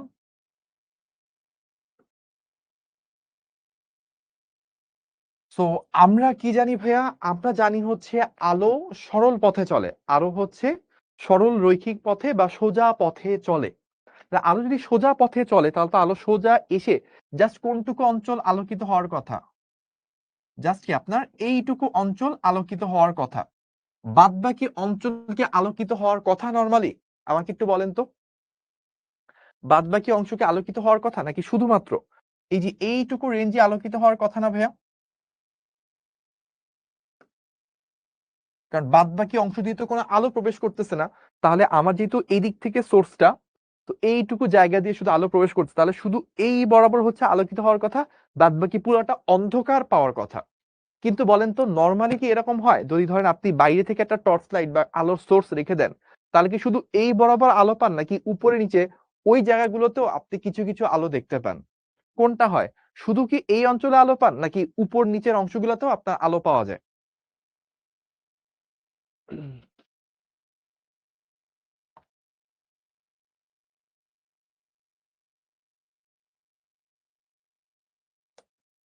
আলো ছড়িয়ে পড়ে, অর্থাৎ উপরে নিচে এসব জায়গায় আলো পাওয়া যায়। তাহলে আলোর কণা তত্ত্ব যদি আপনি চিন্তা করেন, তাহলে তো কণা আকারে আসলে তো সেটা পসিবল ছিল না। শুধুমাত্র এই অঞ্চলগুলো দিয়ে হচ্ছে কণা প্রবেশ করছে। তাহলে এইটুকু অঞ্চলের মধ্যে দিয়েই হচ্ছে আমার আলো দেখা যাবে, উপর নিচে আলো দেখা যাবে না। কিন্তু কিন্তু যদি আপনি আলোর তরঙ্গ তত্ত্ব দিয়ে চিন্তা করেন, তাহলে ব্যাপারটা দেখেন তো এভাবে বুঝেন কিনা? এইখানে একটা সোর্স আছে। ঠিক আছে? এই যে সোর্স, এই সোর্সের উপর কি অনেকগুলা গৌণ উৎস থাকবে? ১ টা, ২ টা, ৩ টা। আমি আপাতত জাস্ট ৩ টাই চিন্তা করতেছি। এখন এই সোর্সের আলো তো ঐদিকে বাধা খাবে, সে তো আর ঢুকতে পারবে না। এই সোর্সের আলো বাধা খাবে, ঢুকতে পারবে না। কিন্তু এই সোর্সটা সে কি আবার একটা তরঙ্গমুখ তৈরি করবে। তাহলে এখানে একটু আলো তৈরি হবে। এইবার দেখেন এইটার উপর কি আবার কিছু গৌণ উৎস তৈরি হবে। ধরলাম ৩ টা করেই ধরি। ঠিক আছে? তাহলে এইগুলা কি এখন আবার একেকটা তরঙ্গ উৎস তৈরি করবে, তরঙ্গমুখ তৈরি করবে। এখন এই গোলাপি তরঙ্গগুলা এইটার উপর কি আবার ১ টা, ২ টা, ৩ টা, আমি ৩ টা ৩ টা করে ধরতেছি। ১, ২, ৩। ১, ২, ৩। মানে এইটা তৈরি করলো, এইটা তৈরি করলো, এরকম অনেকগুলা তৈরি হবে। তাহলে বুঝতেছেন? এখন কি আলো শুধুমাত্র আর এই জায়গাতেই থাকবে নাকি উপর নিচে সব জায়গায় ছড়ায় পড়বে?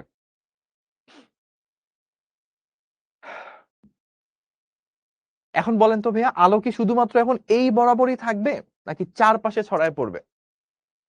অলরেডি অনেকে বলছে ভাইয়া বুঝে গেছি, সব জায়গায় ছড়ায় পড়বে। তাহলে দেখেন এইখানেই হচ্ছে আপনার গৌণ উৎস, সেকেন্ডারি সোর্সের স্পেশালিটি। নরমালি কণা আকারে বললে শুধু এই বরাবর আলোকিত হওয়ার কথা। কিন্তু সেকেন্ডারি সোর্স যদি চিন্তা করি, তরঙ্গমুখীর উপর প্রত্যেকটা পয়েন্ট এক একটা সোর্স হিসেবে চিন্তা করব, তখন কিন্তু আপনার এই দিকেও আলো পাওয়া সম্ভব। কারণ আরেকটু সামনে আঁকলে এইদিকে সবগুলা জায়গায় আলো যেয়ে পড়বে। ঠিক আছে? কিন্তু দেখেন আমার আলোর টোটাল পাওয়ারটা ধরলাম ৩ টা সোর্সের মধ্যে ছিল। এন্ড এই সোর্স আর এই সোর্স তো ক্যানসেল হয়ে গেছে। তার মানে শুধু একটা সোর্স দিয়ে আলো ঢুকতেছে। তাহলে কি আলোর শক্তি অনেকটুকু পরিমাণ কমে যাবে? বলে নরমালি পুরাটা যদি খোলা থাকতো তাহলে অনেক বেশি পরিমাণ আলো যায় পড়তো। এখন যেহেতু অল্প একটু জায়গা দিয়ে ঢুকতেছে, তার মানে কি আলোর পরিমাণটা অনেক কমে যাবে।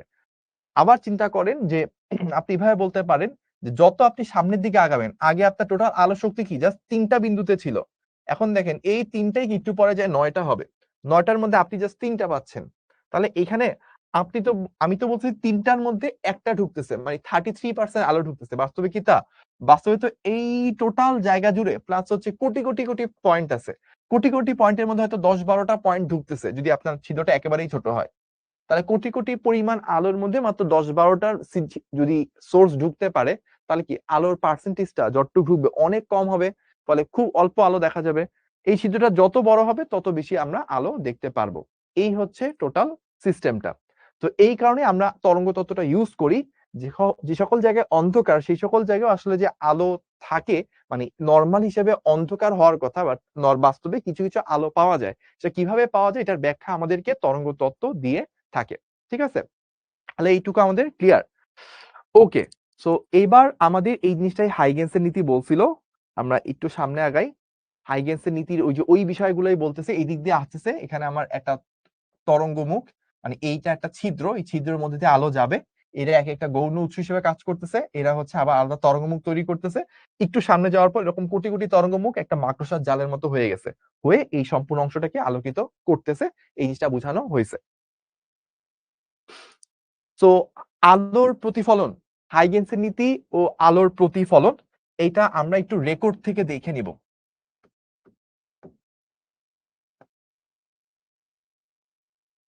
মানে আর্কাইভ থেকে দেখবো, সেটা বললে ভালো হয়।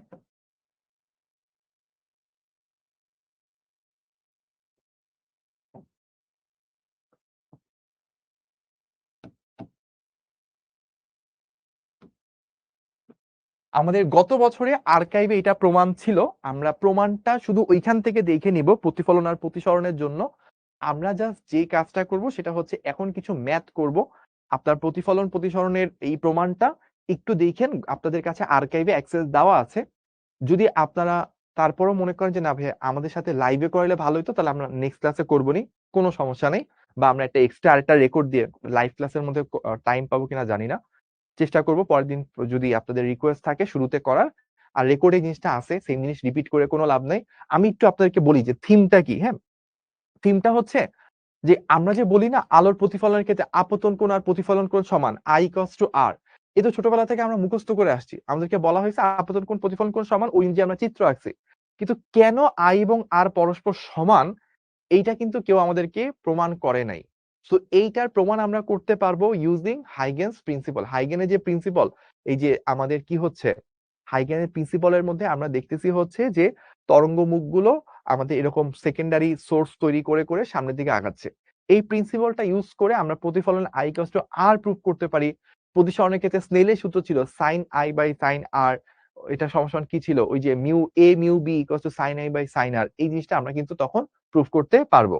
তো আপনারা এটা একটু দেখে নিন, যদি মনে হয় যে তারপরও দরকার আমরা এটা আলাদা প্রুফ করব, কোনো সমস্যা নেই। বাট তার আগে কিছু ম্যাথমেটিক্যাল প্রুফ, ম্যাথমেটিক্যাল কিছু অঙ্ক আমাদের আগে করে নেওয়া উচিত। গতদিন আমরা সময়ের অভাবে ম্যাথ করতে পারিনি, আজকে আমরা করব। তো আমাদের প্রথম যে ম্যাথটা সেটা বলতেছে একটা তাড়িৎ চুম্বক তরঙ্গ এত কম্পাঙ্ক, তার মানে আমাদের ফ্রিকোয়েন্সি দেওয়া আছে, জেড অক্ষ বরাবর সঞ্চালিত হচ্ছে, কোন নির্দিষ্ট বিন্দুতে তড়িৎ ক্ষেত্রের মান দেওয়া আছে। তাহলে ওই বিন্দুতে চৌম্বক ক্ষেত্র বি এর মান কত সেটা হচ্ছে আমাকে জিজ্ঞেস করছে। তাহলে দেখেন আমরা কি করতে পারি, আমরা সলিউশনে যদি যাই, এইরকম একটা সূত্র আমরা পড়ছিলাম মনে আছে, c is equals to E divided by B. তাহলে এখান থেকে আমরা বি বের করতে পারি কি, E divided by c. So E কত দেওয়া আছে 5, আর সি দেওয়া আছে কত, সি দেওয়া আছে হচ্ছে আমরা জানি সি তো অলওয়েজ 3 10 টু দি পাওয়ার 8। তাহলে আমরা এখান থেকে যদি সলভ করি আমাদের মানটা চলে আসবে, দেখি কত আসে।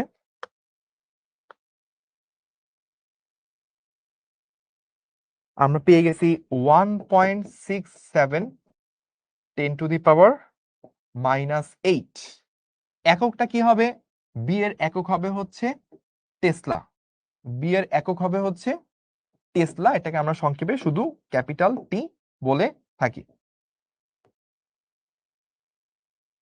ঠিক আছে, তাহলে এইটা ক্লিয়ার আমাদের, এইটা ক্লিয়ার আমাদের।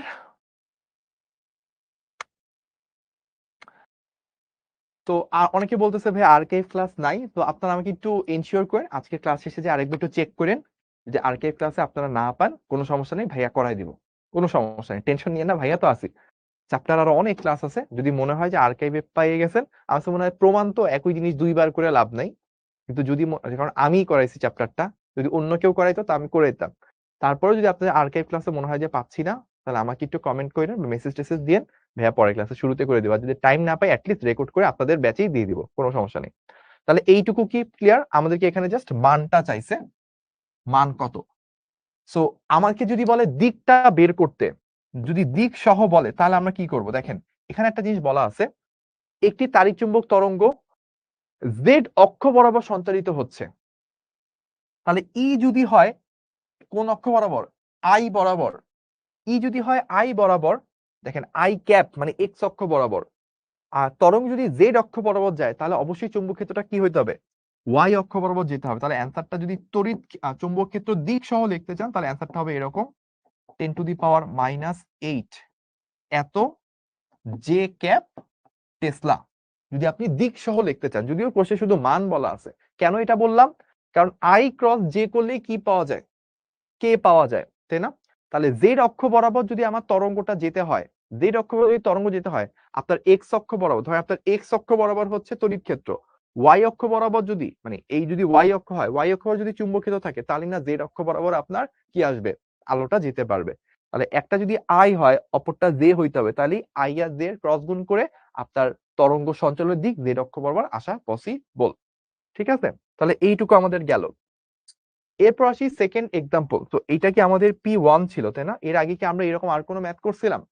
ম্যাথ তো করি নাই। সো এটা হচ্ছে P1, 1 নাম্বার ম্যাথ।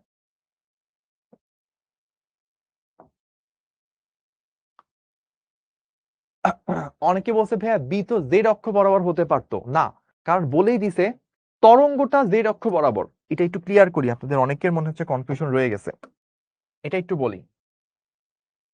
তড়িৎ ক্ষেত্র কোন অক্ষ বরাবর? এক্স অক্ষ।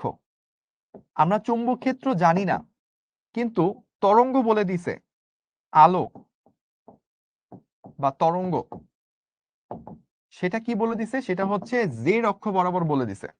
এক্স অক্ষ একক ভেক্টর কি আই, এটা বরাবর একক ভেক্টর কি কে।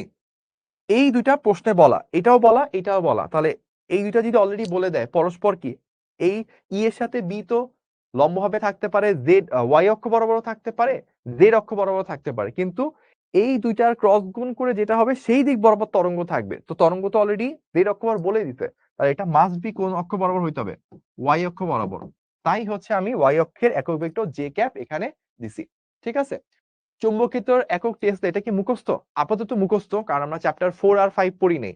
চ্যাপ্টার 4 যখন আপনারা পড়বেন সেকেন্ড পেপারে, তখন আপনি দেখবেন যে টেসলা জিনিসটা কি, টেসলার এককটা কি বুঝায়, টেসলা চুম্বকিতর মানটাই বা কি মিন করে, এটা তখন আপনারা ইজিলি বুঝে যাবেন। তাহলে P1 শেষ, এবার চলে আমরা P2 দেখব।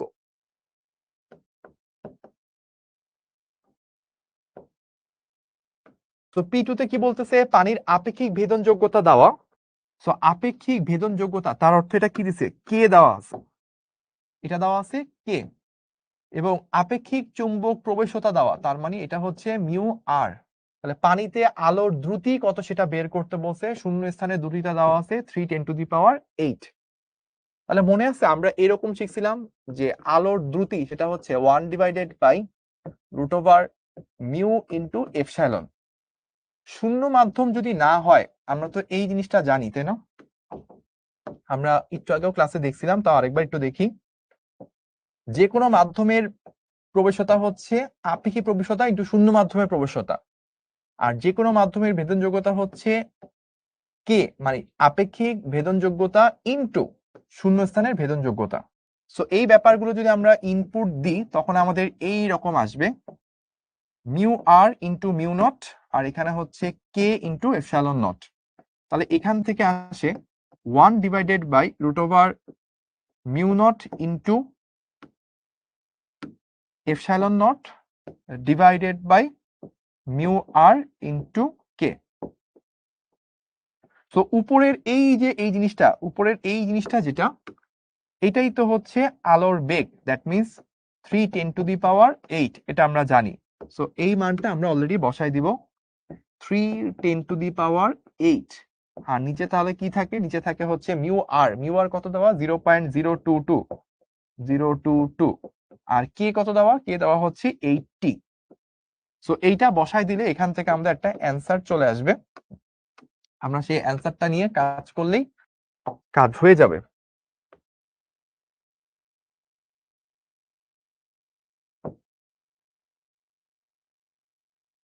ওকে, সো আমি একটু তাহলে দেখি কত আসে। কেউ কি করছেন?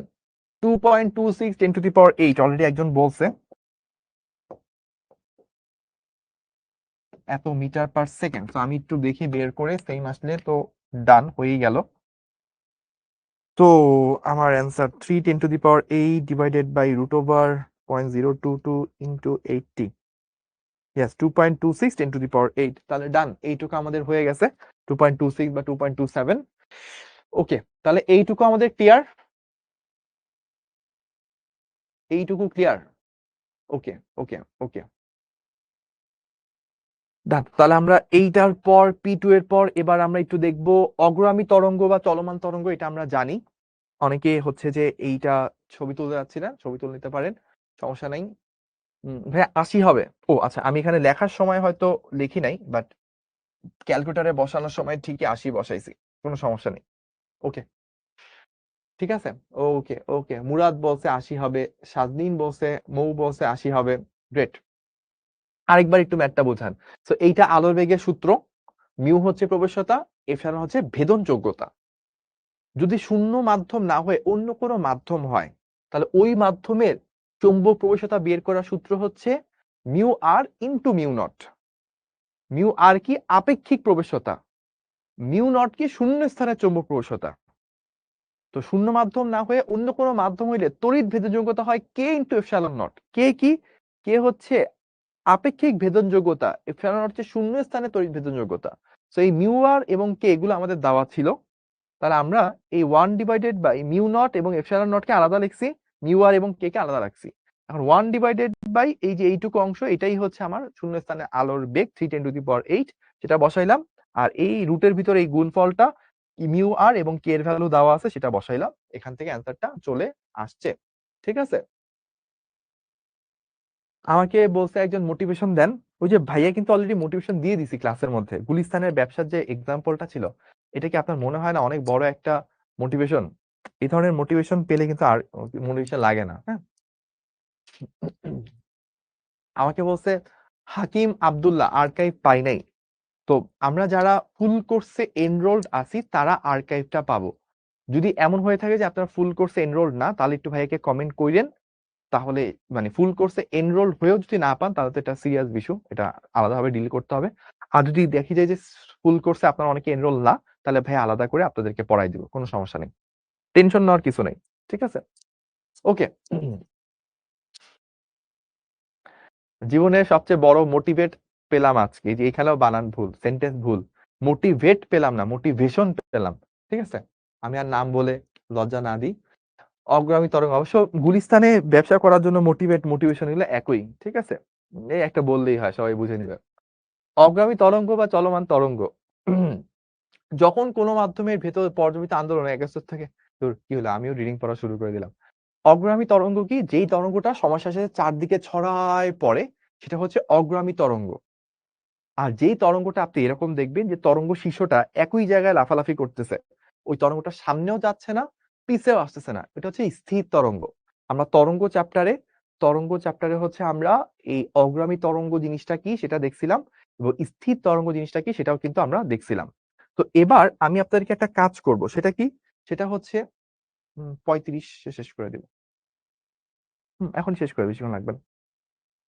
এবার আমরা একটু অ্যানিমেশনে যাব অ্যানিমেশনে যাই দেখবো ওই যে একটু আগে আমরা দেখতেছিলাম যে ওয়েভ ফ্রন্ট জিনিসটা কি এবার আমরা দেখার চেষ্টা করব যে আমাদের এই জায়গাতে আসলে হাইকেন্সের যে নীতিটা আমরা বললাম সেটা অ্যানিমেশন থেকে দেখতে কিরকম লাগে সেটা আমরা এখন দেখব তো আমি তাহলে অ্যানিমেশনটা শুরু করে দিই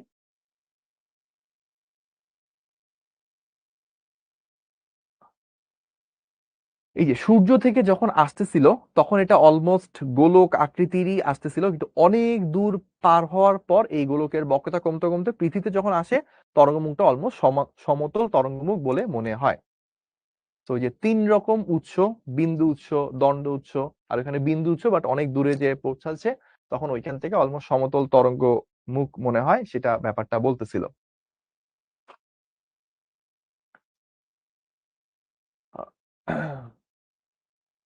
আচ্ছা এবার আমরা আরেকটু সামনে আগাচ্ছি দেখি কি বলে আমাদেরকে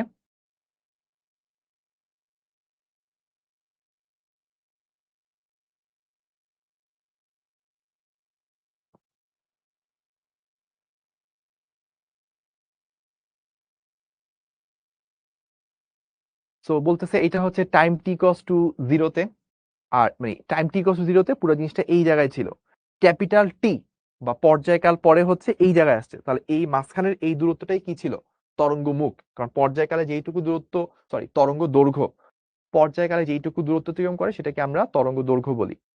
তো ও তরঙ্গ মুখের উপর অবস্থিত পয়েন্ট গুলাকে মার্ক করতেছে। এখন দেখেন এগুলাকে বলতেছে কি সেকেন্ডারি ওয়েভলেট, অর্থাৎ এই যে এইখানে যে বিন্দুগুলো আছে, আমি একটু এই জায়গাটা আরেকবার বলি।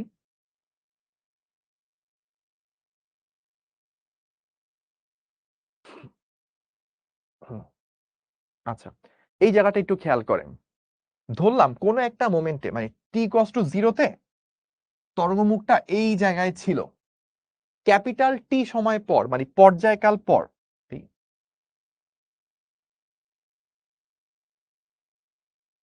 পর্যায়কালের পর তরঙ্গমুখটা এখান থেকে সরে এখানে আসছে, মানে এই জায়গাটা সরে এখানে আসছে, এই জায়গাটা সরে এই জায়গায় আসছে। তাহলে এই জায়গা এবং এই জায়গার মাঝখানে যে দূরত্ব, তার মানে কি তরঙ্গ ক্যাপিটাল টি বা পর্যায়কালে এইটুকু দূরত্ব পাড়ি দিছে। তাহলে এইটুকু দূরত্বই কিন্তু তরঙ্গ দৈর্ঘ্য, যেটাকে আমরা ল্যামডা দ্বারা প্রকাশ করি, বা এইটুকু দূরত্ব তরঙ্গ দৈর্ঘ্য, এইটুকু দূরত্ব তরঙ্গ দৈর্ঘ্য, এইটুকু দূরত্ব তরঙ্গ দৈর্ঘ্য ল্যামডা। এবার খেয়াল করেন, আমি যদি আরেকটু সামনে যাই,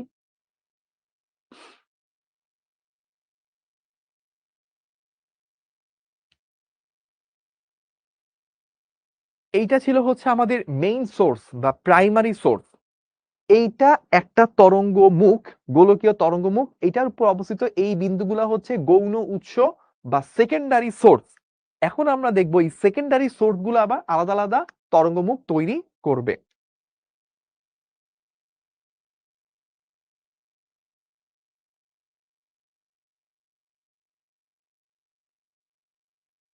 দেখেন এই সেকেন্ডারি যে সোর্স গুলা, তারা আবার তরঙ্গমুখ তৈরি করছে, ওগুলাকে কানেক্ট করে এইটা আরেকটা তরঙ্গমুখ পাওয়া যায়, সেটা হচ্ছে সেকেন্ডারি ওয়েভ ফ্রন্ট, মানে বর্তমানে তরঙ্গমুখটার অবস্থান কোথায়।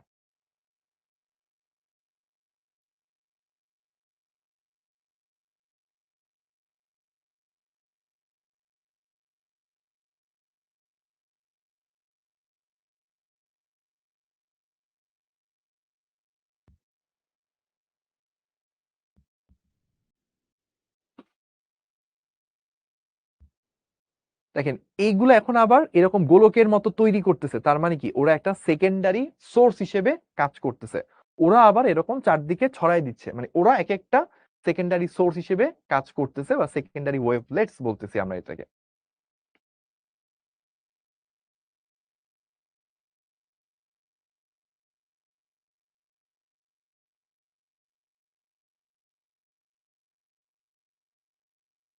মোটামুটি শেষের দিকে চলে আসছি আমরা, আরেকটু দেখি। আর তেমন কিছু নাই সম্ভবত, এই তো মোটামুটি শেষ। তো আমরা আমাদের অংশে আবার তাহলে ব্যাক যাই। তাহলে পুরো জিনিসটা হচ্ছে আমরা যদি করে চিন্তা করি, তাহলে হচ্ছে যে হাইগেন্সের যে তরঙ্গ তত্ত্বটা বা হাইগেন্সের যে নীতি, ওখানে প্রাইমারি সোর্স গুলা কিরকম, সেকেন্ডারি সোর্স গুলা কিরকম, ওরা যে চারপাশে ছড়াই দিচ্ছে, এটা দিয়ে কি ব্যাখ্যা করা যায়, কোন জায়গায় আলো পৌঁছানোর কথা না পৌঁছানোর কথা, এই ব্যাপারগুলো বলা হয়েছে। সো আমি অগ্রামী তরঙ্গের পর, অগ্রামী তরঙ্গ আপনারা জানেন, অগ্রামী তরঙ্গের সমীকরণ সেটাও আপনারা জানেন, এটা নিয়ে আসলে স্পেসিফিক্যালি বলার কিছু নাই। y is equals to a sin 2 pi by lambda CT minus x, এটা নিয়ে আপনাদের বলার কিছু নাই, আপনারা অলরেডি গত ক্লাসে জিনিসটা দেখে আসছি।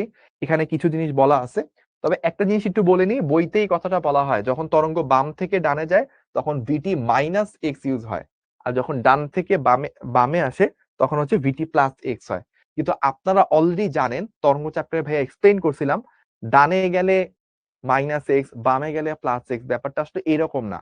এটার পিছনে ব্যাখ্যাটা কি, রহস্যটা কি, এটা কিন্তু তরঙ্গ চ্যাপ্টারের ক্লাসে খুব ডিটেলসে, স্থির তরঙ্গের ক্ষেত্রে যখন আমরা ব্যাখ্যা করছিলাম যে ওই দিক থেকে একটা, এই দিক থেকে একটা y1 যাচ্ছে, ওই দিক থেকে একটা y2 আসতেছে, নর্মাল অবস্থায় y2 টা কেন প্লাস হয়, প্রতিফলিত হইলে কেন একটা এক্সট্রা পাই যুক্ত হয়, তখন কিন্তু ডিটেলস ব্যাখ্যা দিছিলাম, ওইখান থেকে ব্যাখ্যাটা দেখে নিতে পারেন। সো আমরা উপরিপাতনে আজকে যাব না, আজকে এইটুকু পর্যন্তই। আপনাদের গত ক্লাসে কিছু ম্যাথ ছিল, ওই ম্যাথ গুলোর মধ্যে এক দুইটা হোমওয়ার্ক ভাইয়া একটু বলে দিই। যেমন এখানে মনে হয় এই ম্যাথটা দেখলাম, অনেকে বলছিল যে ভাইয়া এই ম্যাথটা পারি নাই, সো এটা একটু ভাইয়া সলভ করে দিই, এটাকে আমি P3 দিব এবং এটা করেই ভাইয়া শেষ করে দিব। দেখেন বলছে কি পানি এবং কাচের প্রতিসরাঙ্ক দেওয়া আছে, তাহলে কাচের মধ্যে আলোর বেগ কত?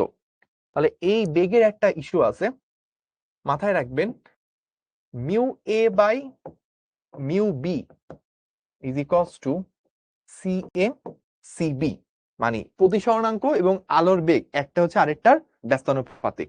তো আপনি যদি এইভাবে দেন যে আপনাকে চাইছে কি পানিতে আলোর বেগ, তাহলে সি ওয়াটার বাই সি আরেকটা কি দেওয়া কাঁচ মানে গ্লাস, তাহলে কি আসবে উপরে আসবে মিউ গ্লাস, নিচে আসবে কি মিউ ওয়াটার।